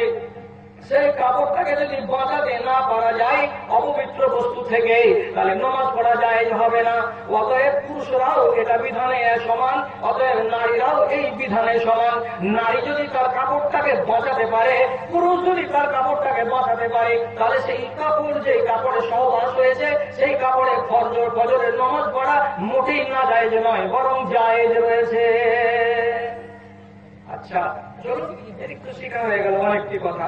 এবার আপনাকে আরো দূরে নিয়ে যাই, আর যাওয়ার পরে বলি যে নামাজের কথা, রোজার কথা, এগুলো কথাতে তো মেয়ে আর ছেলেরা আলাদা আলাদা নয়। আল্লাহ রাসূল আরেকটা কথা বলেছেন যে আল্লাহ আল্লাহ, এটাও তো বড় গোপন কথা, আর না বলবো তো আমি ফিটা পরিষ্কার করবো কেমন করে। একজন মেয়ে ছেলে আল্লাহ পাকের রাসূলকে জিজ্ঞেস করে বলছেন, রাসূল একটা হাদিস বললেন, জানো কি, কোন ছেলে তার মায়ের মতো হয়ে যায় চেহারাটা, অথচ ওই বাপ মায়েরই আর একটা ছেলে দেখা যাবে বাপের মতো হয়ে যায়, তাহলে একই মা আর একই বাপের ঔরসে জন্ম হওয়া ছেলে, কোনটা মার মতো হয়, কোনটা বাপের মতো হয়, এটা কেন হয়ে যায় আল্লাহ রাসূল? কেন হচ্ছে? বাপ তো ওইটাই, মা তো ওইটাই, কোনটা ছেলে মার মতো, কোনটা ছেলে বাপের মতো, এটা কেন হচ্ছে? রাসূল বড় লজ্জাশীল মানুষ ছিলেন, একটু ইশারা করে বললেন। আর আমিও কথাটা অত্যন্ত গোপন ভাবে বলছি, আপনারা বুদ্ধিমান লোক বুঝে নিবেন। তাহলে এই সহবাসের কালে বীর্যস্খলন যে হয়, সেটা যদি অধিক মাত্রা পুরুষের হয়, তাহলে সেটা ছেলে পুরুষের তার বাপের মতো হবে। এবং সহবাসের কালে বীর্যস্খলন যদি নারীর বেশি পরিমাণে হয়, তাহলে তাতে যদি বাচ্চা আসে, তো বাচ্চাটা তার দিকে চলে যাবে, অর্থাৎ মায়ের মতো হয়ে যাবে। যারা বুঝলে তারা ভালো করলে, যারা বুঝতে পারলে না তারা ওখানেই থেকে যাও। এবার কথাটা তো শুনে নিল, আর নেয়ার পরে খানিক বাদে আল্লাহ পাকের রাসূল বলছেন, এদের মনের ভেতরে তো একটা কোন জিজ্ঞাসা ভাব থাকতে পারে, এমন কেন হলো, এমন কেন হলো। দিয়ে নবীজি বলছেন, আন-নিসাউ শাকায়েকুর রিজাল, দুনিয়াতে যত মেয়ে ছেলে আছে সবাই হলো তার বেটা ছেলেদের সহোদর। বেটা ছেলেদের হলো সহোদর মানে কি, মায়ের পেট থেকে যেমন বাচ্চা পয়দা হয় বেটা ছেলে, মায়ের পেট থেকে তেমনি বাচ্চা পয়দা হয় মেয়ে ছেলে। এরা যেমন এক মার পেটের হলো, এক মার পেটের মানে কি, এক মায়ের যা স্বভাব হয়, এক বাবার যা স্বভাব হয়, এক বাপ মায়ের যা আদত হয়, ওই রকম ছেলেরও হবে, ওই রকম মেয়েরই হবে। অতএব মেয়ে আর ছেলে হলো সহোদর সহোদরা, সহোদর সহোদরা। এই বলে নবীজি বলতে চাইছেন, বেটা ছেলেরা যা বিধান পালন করবে, মেয়ে ছেলেরা সেটাই বিধান পালন করবে। মেয়ে ছেলেদের বিধান আলাদা নয়, বেটা ছেলেদের বিধান আলাদা নয়। রাসূলকে এত পরিষ্কার ভাষা করে বলে দিলেন, তারপরেও যদি আমি তর্ক করি আর আমি ঝগড়া করি, তাহলে আমি তো আর বুড়াতিকালে 60 বছর বয়সে লড়াই করে কাউকে জিততে পারবো না। আমি কথা বলে যতদূর পারি আমি কথা বলে জেতার চেষ্টা করি। এবং আর একটা কথা বলছি যে আমি একেবারে ওই পেলা ধরা মৌলবি নই, আমি যে হুড়ে হুড়ে দৌড়বো এরকম মৌলবি নই।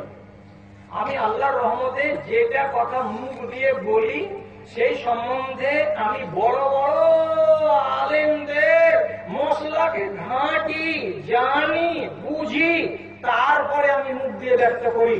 তাছাড়া আমি একাই বেকুফের মতো, আহামকের মতো বলে দিই না এটা এই হবে আর ওটা ওই হবে, ওটা ওই হবে। কেন? আমার এলাকার মৌলবীকে অঞ্চলে থাকতে হয়, খুব বেশি নামাজ পড়ায় তো নিজের জীবন মসজিদে পড়ায়, আর আমাকে কতটি জায়গা যেতে হয়, আমি কত জায়গায় যাই। এগুলো কথা বলতে গেলে কোন মানুষ কাল থেকে আমার কুৎসা করে বেড়াবে, কিন্তু কুৎসা করি না, করবেন না। আমি 60 বছর বয়সে পড়েছি, এখন আমাকে শখ লাগেনি, আমি বাধ্য হয়ে কথাগুলো বলছি। আমার কথাগুলো আমি যে আজ বলবো, এই কথাগুলো আগামীকালকে দেখতে পাবেন নেটে ঘুরে বেড়াচ্ছে, তাহলে কত দুনিয়ার লোক দেখছে। আমি যদি বোকার মতো কথা বলি, তাহলে এই কথাগুলো যত লোক দেখবে তত লোক কমেন্টে আমাকে বলবে এ শালা মূর্খ আছে, একবারে গাধা আছে, শালা গান্ডু আছে, কিছুই যাবে না, বলবে না আমাকে।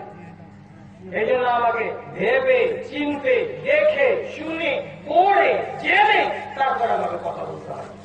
আমি জেনে বলছি কথা, ভালো করে শুনুন, ভালো করে শুনুন। হযরত উসমান 3 নম্বর খলিফা। জানা আছে আপনাদের? হ্যাঁ না বলুন, জানা আছে? 3 নম্বর খলিফা। ওনার বাড়ি ঘেরাও করা হয়েছিল 10 থেকে 12,000 লোক। যে বলেছিল উসমান মুর্দাবাদ, 2টা প্রস্তাব দিয়েছিল, ভাই রিজান দাও আর হিজান নিয়ে নিব।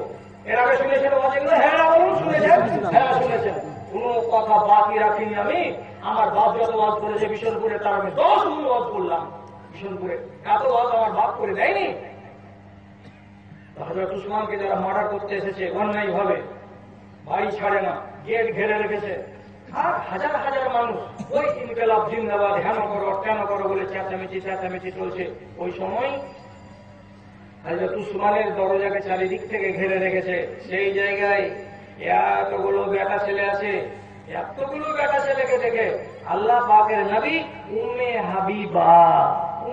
হাবিবা আবু সুফিয়ানের বেটি, ইনি এখন আল্লাহর নবী বেঁচে নেই, এখন ইনি হলেন একজন বিধবা। উম্মে হাবিবা দুনিয়ার মুসলমানদের মা, জননী। ইনি একটা সাদা খচ্চরে চড়লেন, কিছু ব্যাগে খানা নিলেন আর 1 মশক পানি নিলেন, নিয়ে খচ্চরটার লাগাম ধরে একটা লোক টানে, আর উনি খচ্চরে বসে আছেন। বেটি ছেলে বাড়ি থেকে বেরিয়ে হযরত উসমানের বাড়ি গেলেন। এখান থেকে যেতে হবে, খচ্চরে চড়ে হাঁটতে চলে যেতে হবে রফিকদের বাড়ির কাছে, সৈয়দ মাস্টারদের ওই পুরাতন বাড়ির কাছে যেতে হবে। গেলেন, যখন মানুষের ভিড়ের কাছে গেলেন, কি জন্য গেলেন?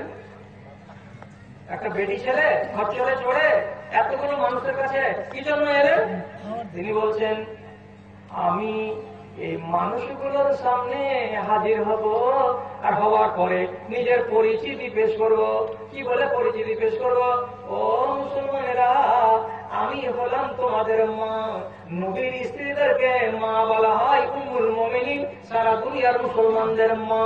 আমি তোমাদের ধর্মের মা এসেছি তোমাদের সামনে একটা কথা রাখবো বলে। কি কথা?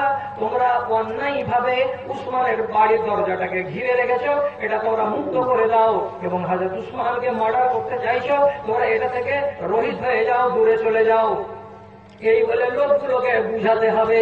আর উম্মুল মুমিনিনের হাজিরি দেখা মাত্রই যারা দিনদার মুসলমান আছে, যাদের বুকে সামান্যতম ঈমান আছে, তারা ছেড়ে ছেড়ে চলে যাবে, পালিয়ে যাবে উসমানের বাড়ির দরজাটাকে, আর নাকাবন্দি করে রাখবে না।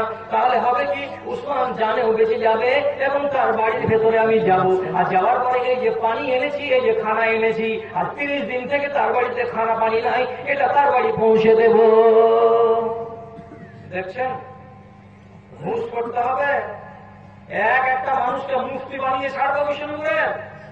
একটা বেটি ছেলে যাচ্ছে 10,000 সংগ্রামীর কাছে, একটা দুটার কাছে নয়, এতগুলো লোকের কাছে চলে গেছেন, ভিড় ভেঙে।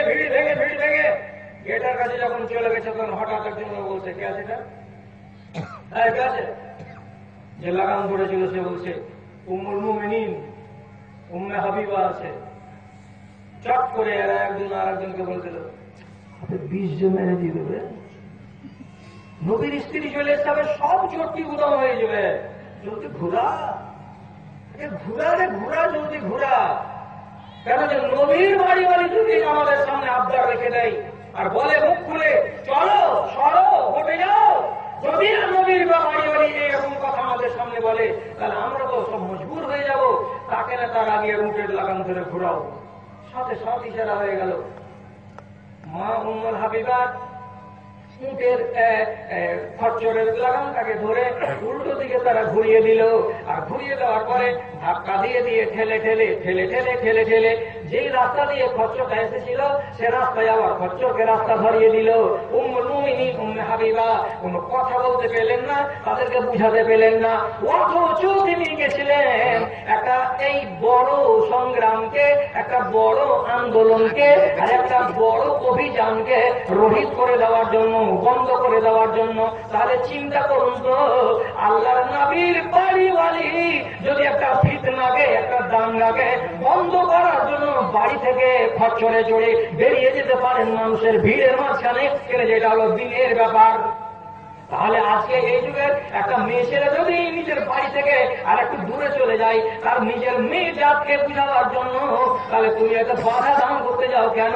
কিছু মাথায় আসে না, কিছু বুঝে উঠতে পারি না।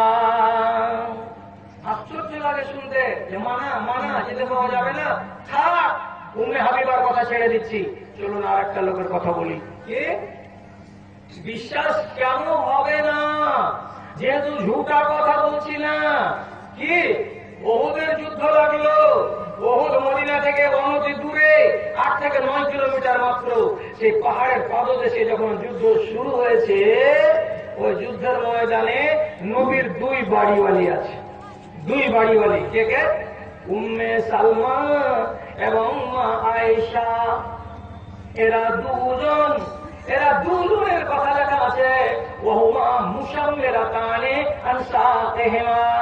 2 জনকে দেখা যাচ্ছে তারা দূরে যাচ্ছে, আর টিউবওয়েল থেকে যেমন আমাদের মায়েরা পানি আসে, ওই রকম নহর থেকে কাউরি ইন্দারা থেকে মশক ভর্তি করে করে এই 2 মেয়ে ছেলে পানি আনছে আর বীর সৈনিকদেরকে পান করাচ্ছে। আবার এর ভেতরে কেউ যদি জখম হয়ে যাচ্ছে, চট করে ওই জখমটার কাছে যাচ্ছে, আর যাওয়ার পরে খেজুরের চাটাইকে পুড়িয়ে তার ছাইগুলো ওই জখম জায়গাতে লাগিয়ে ব্যান্ডেজ করে দিচ্ছে। এটা কারা? এটা নবীর 2 বিবি, একটা নাম উম্মে সালমা আর একটা নাম আয়েশা। পানি আনতে গিয়ে দৌড়াতে হচ্ছে, পানি আনতে গিয়ে তাড়াতাড়ি করতে হচ্ছে। সেই ব্যাপারে পানি আনতে গিয়ে দৌড়াদৌড়ি করার কারণে মা আয়েশার হাঁটুর নিচে যে পিন্ডলি বলি আমরা, এই পিন্ডলির অংশের কাপড়গুলো খুলে যাচ্ছে। আমার আয়েশার পিন্ডলির মাংসগুলো দেখা যাচ্ছে, উম্মে সালমার পিন্ডলির অংশগুলো দেখা যাচ্ছে। আর ওই রকম করে তারা দৌড়ে যাচ্ছে, পানি আনছে আর পান করাচ্ছে, যাচ্ছে আর পানি আনছে আর পান করাচ্ছে। কে বলবেন যে এটা কথা মিথ্যা? সহিহ হাদিস বলছি। তাহলে যুদ্ধের ময়দানে চলে গেল একটা মেয়ে ছেলে, আর পানি পান করাবার জন্য ফাঁসার বেঁধে কোমরকে সাম দিয়ে কাপড়কে কুচিয়ে তারপরে এতগুলো কাজ করে চলে যাচ্ছে।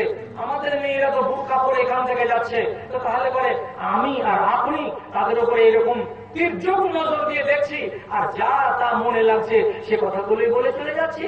এটা ঠিক হচ্ছে না বেঠিক হচ্ছে? মানুষেরা বলছে, একদল লোক যেমন কাঠিয়ারে আমি গিয়ে শুনেছি, হ্যাঁ বেটি ছেলের গলার স্বর সঙ্গে বেটা ছেলে, তোমরা সব কি নির্লজ্জ হয়ে গেছো? তোমাদের ইমান কি সব গড়বড় হয়ে গেছে? দেখা বেটি ছেলের গলার আওয়াজ শুনলে তোমরা? আমি যদি ঝুট বলি আমি আসামি, আমি ঝুলতে রাজি আছি, ঝুলিয়ে দাও। আর যদি আমি ঠিক বলি তাহলে পরে আমি ঠিক, আর যারা বলতো মিথ্যা তারাকেই ঝুলতে হবে রশিতে। কি বলছি?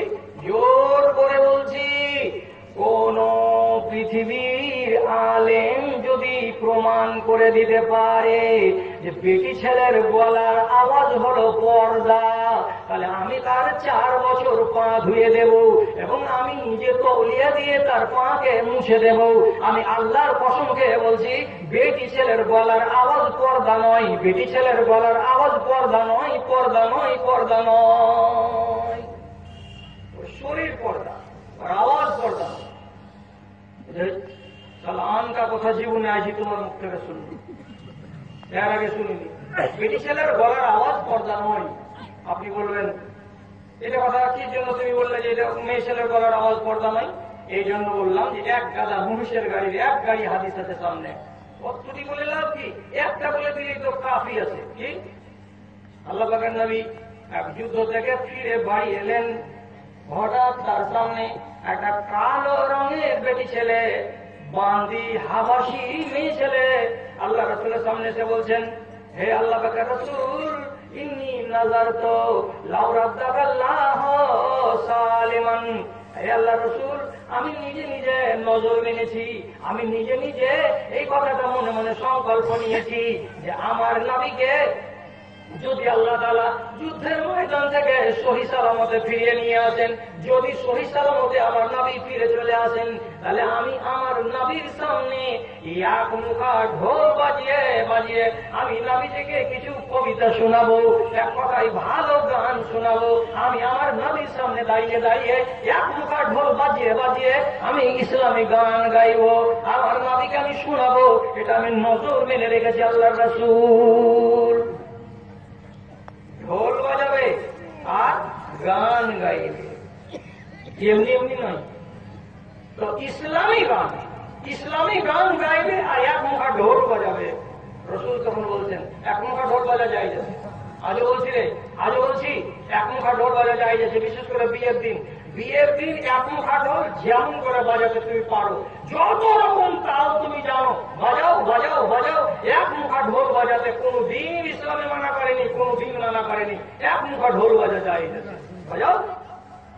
মেয়ে ছেলেটিকে রসুল বলছেন তুমি যদি কসম খেয়ে থাকো তো বাজাও, আর তুমি যদি কসম না খেয়ে থাকো তো বাদ দিয়ে দাও।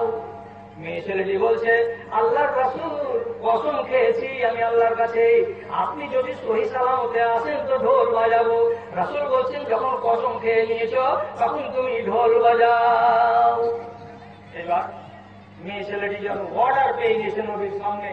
10-12টা সাহাবী এখানে মজুদ আছে, আর তাদের সামনে মাঝখানে বসে এবার ঢোল বাজতে শুরু হলো।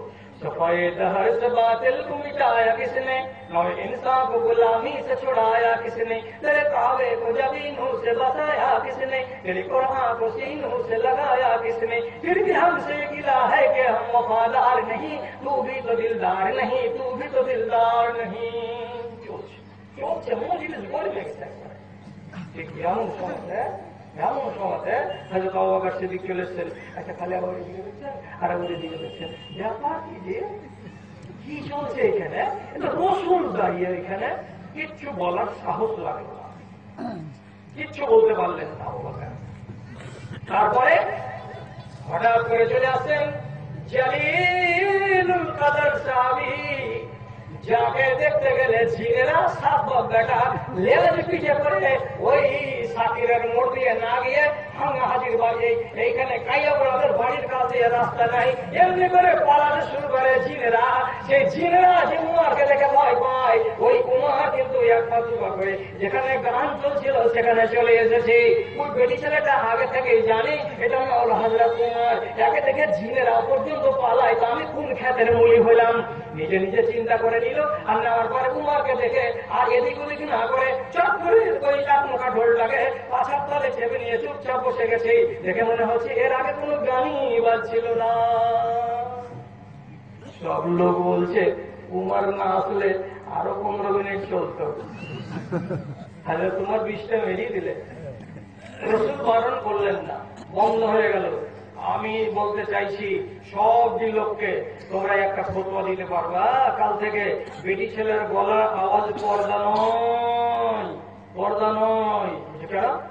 যদি বেটি ছেলের গলার আওয়াজ পর্দা হতো তাহলে আল্লাহ পাকের নবী ওই মজলিসে বসে বসে কত লম্বা সময় ধরে ইসলামী গান শুনতেন না। বলতেন এই আদব বেটি ছেলে কিসের লেগে তুমি এগুলো গাইবা, এরকম বলতেন আল্লাহ রাসূল?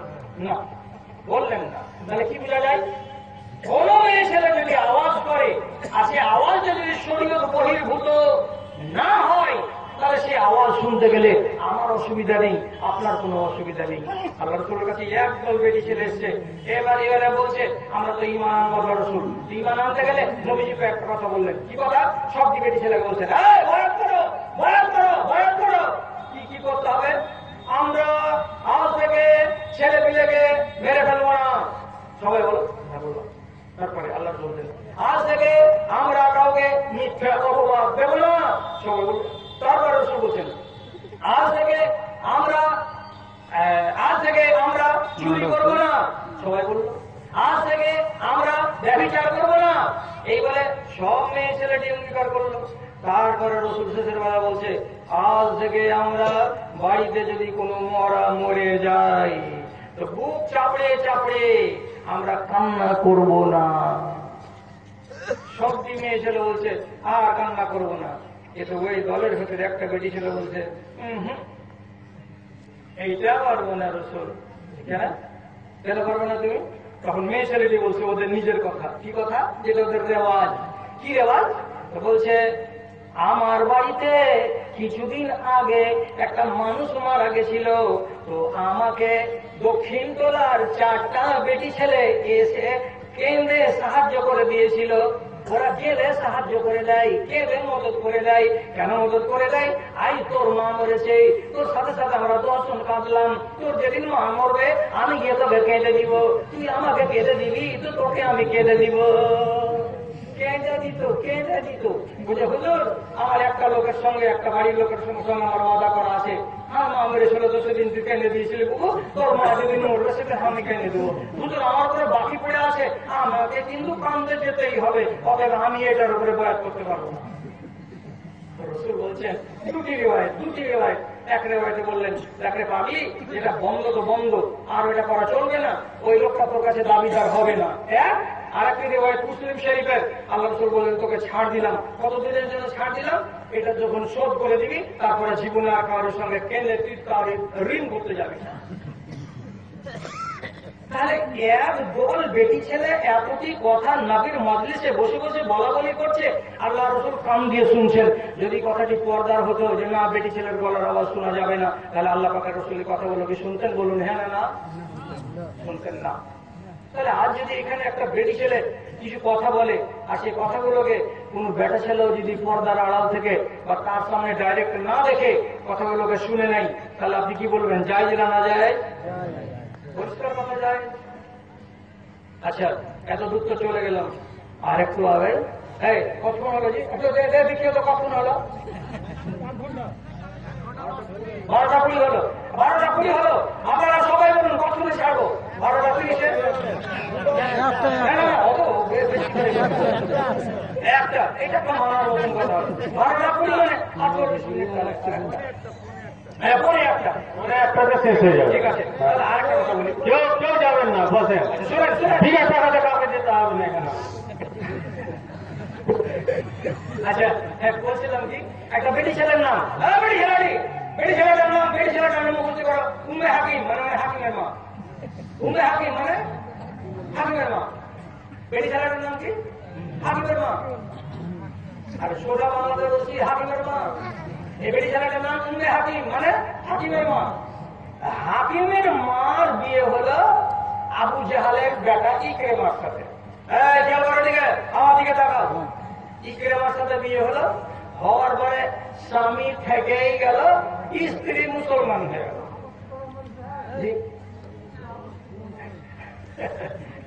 পরে তো হাকিমের মা মুসলমান হয়ে গেল, হাকিমের বাপ থেকে গেল, মুসলমান হয় না। রাগের জ্বালাতে থামতে না পেরে বলছে তোর মতন বাড়িওয়ালির না মুখ দেখতে হয় আর না আমাকে মক্কাতে থাকতে হয়, চলুন। কথা থাকলো, রুস্তম হাঁটলো, বেরিয়ে গেল। বেরিয়ে গিয়ে ইতিহাস বলছে লোহিত সাগর পার হয়ে একদম চলে গেল ইয়ামান দেশে। কেসে চলে গেল? আমি ঈমান আনবো না, তোকে ঈমান থেকে ঘুরাতে পারবো না, আর আমি নিজে ঈমান আনবো না, অতএব তোর সঙ্গে আমার বনি বানাট হবে না।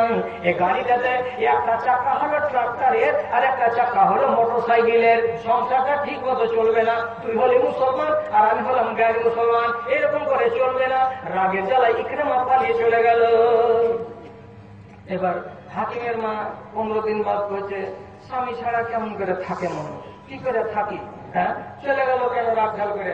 আল্লাহ রসুলকে চিনলো না, বুঝলো না, আমার কাছে কিছু শুনলো না, জানলো না, কিছু আলাপ আলোচনা নাই, রাগ ঢাল করে পালিয়ে গেল। তো গেল, তাহলে কি ওর দূরে পালিয়ে যেতে হয়? এইবার ওর বাড়ির একটা কালো একটা চাকর ছিল, কেনা দাস বা কেনা গোলাম, ওকে সাথে করে করেছে, আরে দুলাল তোকে বিদেশে নিয়ে যাবো, 15 দিনের মতন যাবি রে। মালকিন তোমার অর্ডার হলে যাবো না কেন? কোথায় যাবা? ইয়ামান দেশ যাবো। যাবো। সন্ধ্যাবেলায় উঠ ছাড়বে, 2টা উঠ, মালকিন একটা আর চাকর আর একটা। 2টা উঠ ছাড়ার আগে নবীর কাছে বলছেন আল্লাহ রাসূল, আমার স্বামী চলে গেছে মক্কা ছেড়ে দিয়ে, আপনাকে খুব জ্বালিয়েছে, আপনাকে খুব পুড়িয়েছে, আপনি তো ওর রক্তকে একদম মূল্যহীন করে দিয়েছেন, আপনি তো ফতোয়া জারি করে দিয়েছেন যেখানেই পাও ইকরামাকে মেরে দাও, ওর রক্তের দম দিতে হবে না, ওর রক্তকে একদম মূল্যহীন করে দেওয়া হলো। আমার স্বামী তো আরো ডরিয়ে গেছে, যার কারণে এখান থেকে পালিয়ে চলে গেছে। আপনার কাছে আমি মাফ চাইছি, আপনার সামনে আমার স্বামী যদি আসে আপনি দয়া করে মারিয়েন না, আপনি যদি আমাকে কথা দেন আমার স্বামীকে আমি আপনার কাছে এনে হাজির করে দেব, আপনার স্বামীকে আমি বুঝাবো, আপনি আমার স্বামীকে নিরাপত্তা দান করেন সেজন্য মক্কা আসতে পারে। রাসূল বললেন, যাও, তোর স্বামীকে তুই যদি আনতে পারিস তো তোকে অনুমতি দিলাম, তাকে নিরাপত্তা দিলাম, মারবো না। এবার চলে গেল। দেখেন, একটা বেটি ছেলে নিজের চাকরকে সাথে করে চলতে লাগলো। সে একদিন রাস্তা চলা হয়েছে, একদিন রাতের বেলায় এক জায়গাতে আরাম করছে, তা আরাম করার জায়গাখানে তখন ওর চাকর বলছে, মালকিন কি এত ভেজাল করছো, ওই কখন না পেলে যে তোমার হবে না, তুমি নারী যা, তোমার একটা বেটা ছেলে দরকার, আমার দিকে তাকাও, তোমার রংটাই খালি কালো, বাদ বাকি সবই ভালো, তুমি আমাকে বলছিলাম কি বলছে যে তোর দাঁত নামিয়ে দেবো একবারে, খবরদার এরকম কথা তুই বলবি না। তো খালি যাই আর বারে বারে ওই একই কথাই, গল্পতে আছে, দূর বিয়া মাহমি হলো, তাহলে মরে গেছে, তো বিহাই বেটা এদিকে যে কোরআন পড়ছে আর মাহকে সান্ত্বনা দিচ্ছে, মাহের ইদ্যত 4 মাস 10 দিন কেটে গেছে, একটা করে আয়াত পড়ছে, যাহা তাহা পড়ছে, আর পড়ার পরে তখন বলছে, মাহ এটা আয়াতের তর্জমা করবো, করো। বলছে, তোমাদের স্বামী যদি মরে যায় আর 4 মাস 10 দিন যদি হয়ে যায় তাহলে আর একটা মহায় বিয়ে করে দাও। এটা বাদ দিয়ে অন্য নিশা লেগেছে মাহকে বিয়ে করা, আয়াত পড়ছে আর মাঝে মাঝে থেমে ইচ্ছে যে বলছে মাহয় তর্জমা দিলে তারটা কি ওই একই কথা। এ বদমাস কি করছে, এক মন্দির যাচ্ছে, আছের মালকিন বলছে, মালকিন কোথায় আমার দেশে আছে মানুষ হারিয়ে গেলে মানুষকে খুঁজে পাওয়া যায়, 7 বছর আমার খালাতো ভাই মাঝে হারিয়ে থাকলো, কেউ পেয়েছিল নিজের মনে আসলো, তাহলে আমরা জানতে পারলাম মানুষকে খুঁজে বের করা মুশকিল। কে খুঁজে সব কাছে ওই বুঝেলাম যে ফের তুই কথা বলছিস।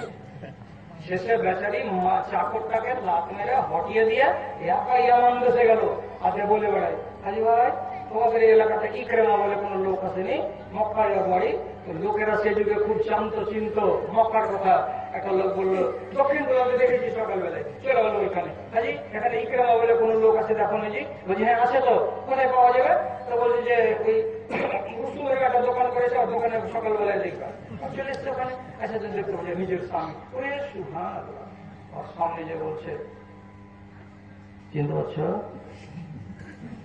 বলছে হারে এতকাল তোর সাথে সংসার করল আর তুই আমাকে বলছিস যে চিনতে পারছ, তোকে যখন দেখেছি তখন থেকে তো আমার গা খালি বিশ করছে, যা হারে আমার বাড়ি বাড়িতে বলছে উঠো দোকান থেকে একটু আড়ালে চলো, চট করে দোকান থেকে উঠে আড়ালে যে এখন বলছে এত দূর পর্যন্ত তুই চলে আলি রে,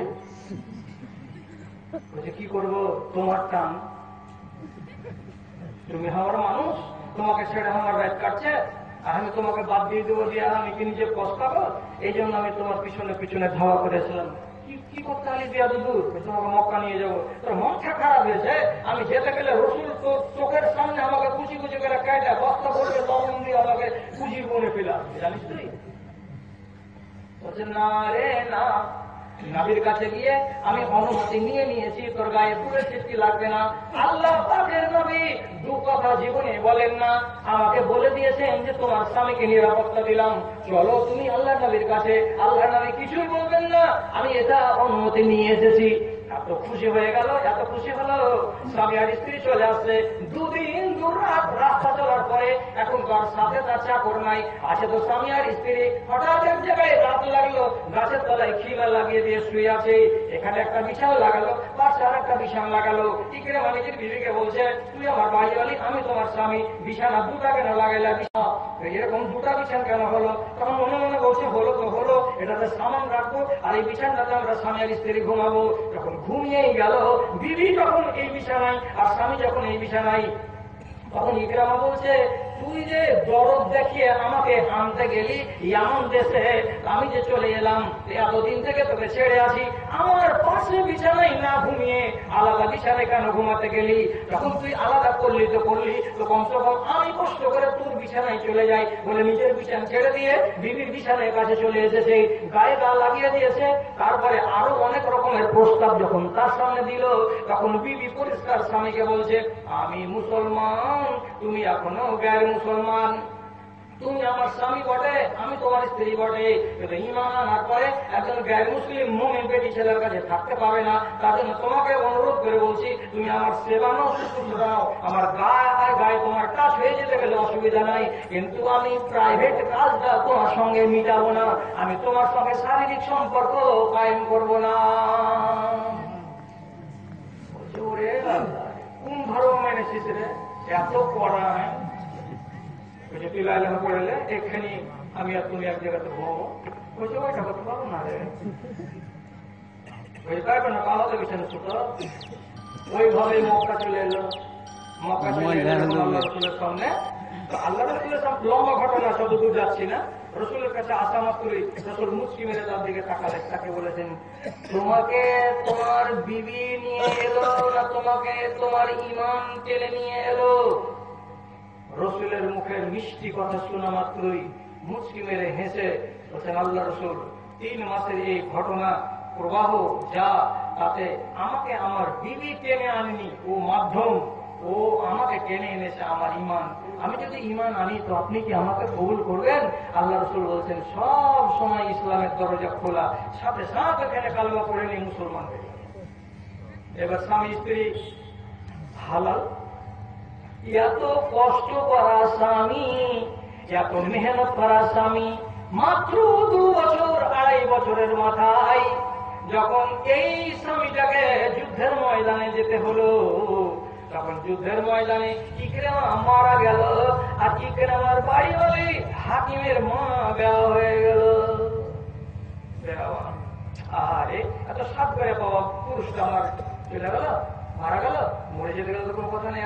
4 মাস 10 দিন যেমনি পুরা হয়েছে, আরব দেশে ছাড়া ছাড়ির কোনো বালাই ছিল না, তো 17 বার ছাড়লো, 18 বার বিয়ে হয়ে যাবে, এমনই নিয়ম ছিল। আর আমাদের দেশে যদি একটা বেটি ছেলে ছাড়া পড়ে গেছে, ওরে সুবহানাল্লাহ, একটা ছেলে মিলে যদি বিয়ের প্রস্তাব দেওয়া যেত আর না ওপর দিকে উঠে পালের কাছে ফেলেছে, ছাড়া যেমনি 4 মাস 10 দিন হলো, খালেদ বিন সাঈদ বলে একজন লোক বলছে আমি তোমাকে বিয়ে করবো।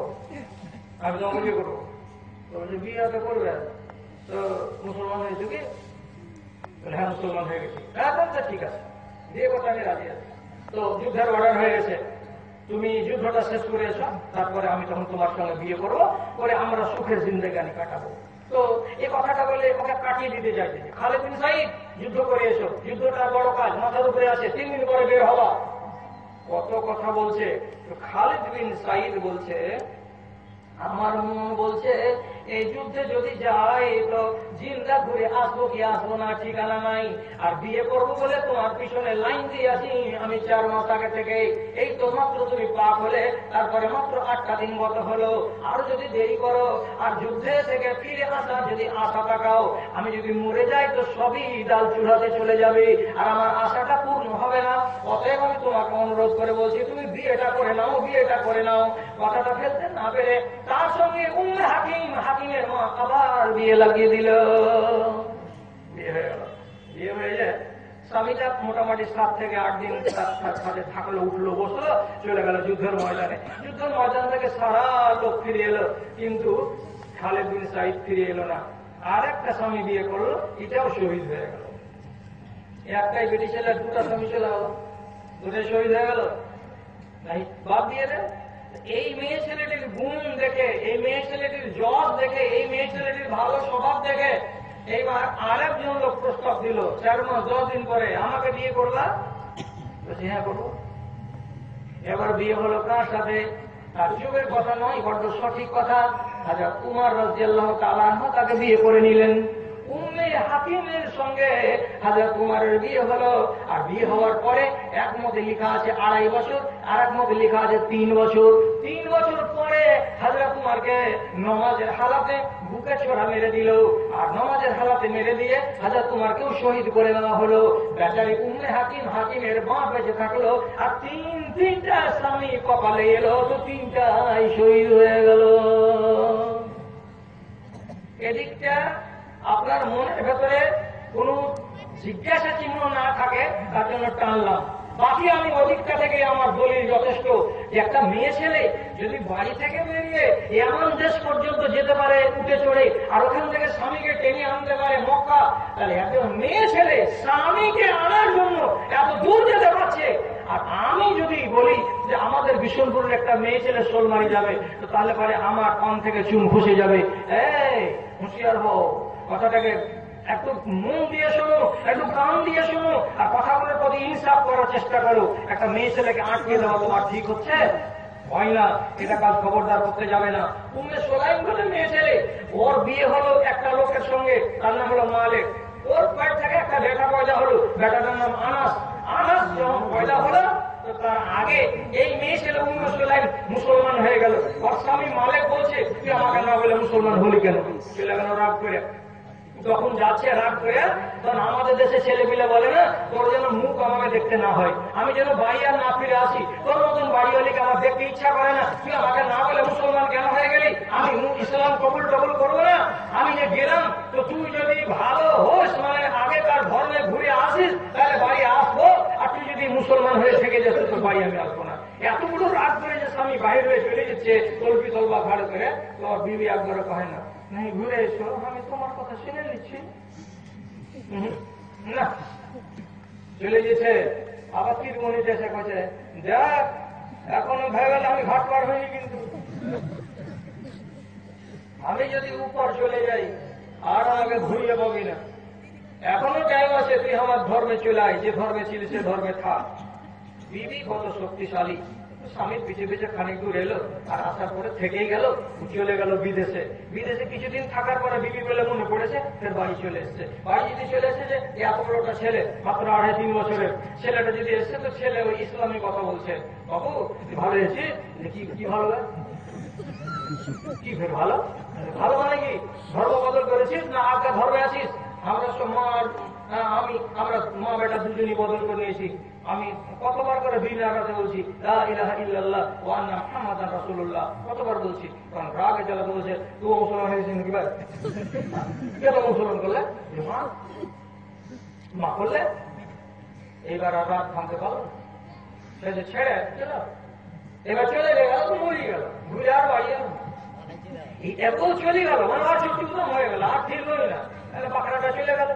এইবার এই মেয়ে ছেলেটি আর একটা লোকের সঙ্গে বিয়ে হয়ে গেল, তার নাম তালহা। তালার সঙ্গে যে বিয়ে হলো, তো এরা চলে গেছে হুনাইনের যুদ্ধে। তো হুনাইনের যুদ্ধে যে গেছে, তো স্বামী সাথে আছে আর স্ত্রীর সাথে আছে, অসুবিধাটা কোথায়?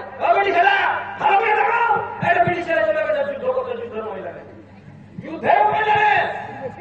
এইখানে নয়, এখানে তো বালুপুর নয়, এখান থেকে শামসি হাটখোলা নয়, অনেক দূর হুনাইন চলে গেছে, 700 কিলোমিটার দূরে স্বামীর সাথে। স্বামীর সাথে যদি যুদ্ধ করতে গেছে, তো গেছে, একটা নিয়ম হলো যে মেয়ে ছেলেরা মুশরিকদের সঙ্গে, শত্রুদের সঙ্গে মুখামুখি লড়বে না, ওরা আড়ালে আড়ালে যা পারবে তা করবে, আড়ালে আড়ালে। দেখা যাচ্ছে কি বেটি ছেলেটা বাঁ দিকের এই ছায়ার তল থেকে এত বড় খানা বুকটি বাহির করেছে, এত বড় খানা বুকটি, যেটা একটা মানুষের ঘুরতে দেওয়া যায়, এই পাশ থেকে উপর ফুটিয়ে দিবে, এত বড় বুকটি বাহির করে নিয়ে আসে। আর স্বামীকে দেখেছে, তালহাকে দেখেছে, তখন তালহা দেখা মাত্র চমকে যে বলছে, ওরে আল্লাহ রে, তুই কোনে পালি এখানটা, বাড়ি থেকে এনেছি, কি করবি রে, কি করবি? কি করবি মানে তুই কোন কাজে সব যুদ্ধের ময়দানে এসছি, আমার বেটা ছিল, তুই এদিকে পারলি? ও থামতে না পারে, আল্লাহ রসুলের কাছে খুশলেতে নিয়ে এসছে, রসুলকে বলছেন, আল্লাহ রসুল এটা আমার বাড়ি হলি, ও মা খানজারুন, আর আমার বাড়ি আলী মুসলামের কাছে এত বড় একবারে 18 ইঞ্চির একখানা টাইগার আছে, এত বড় চাকু নিয়ে আছে, এত বড় বল্লম নিয়ে আছে আমার স্ত্রী।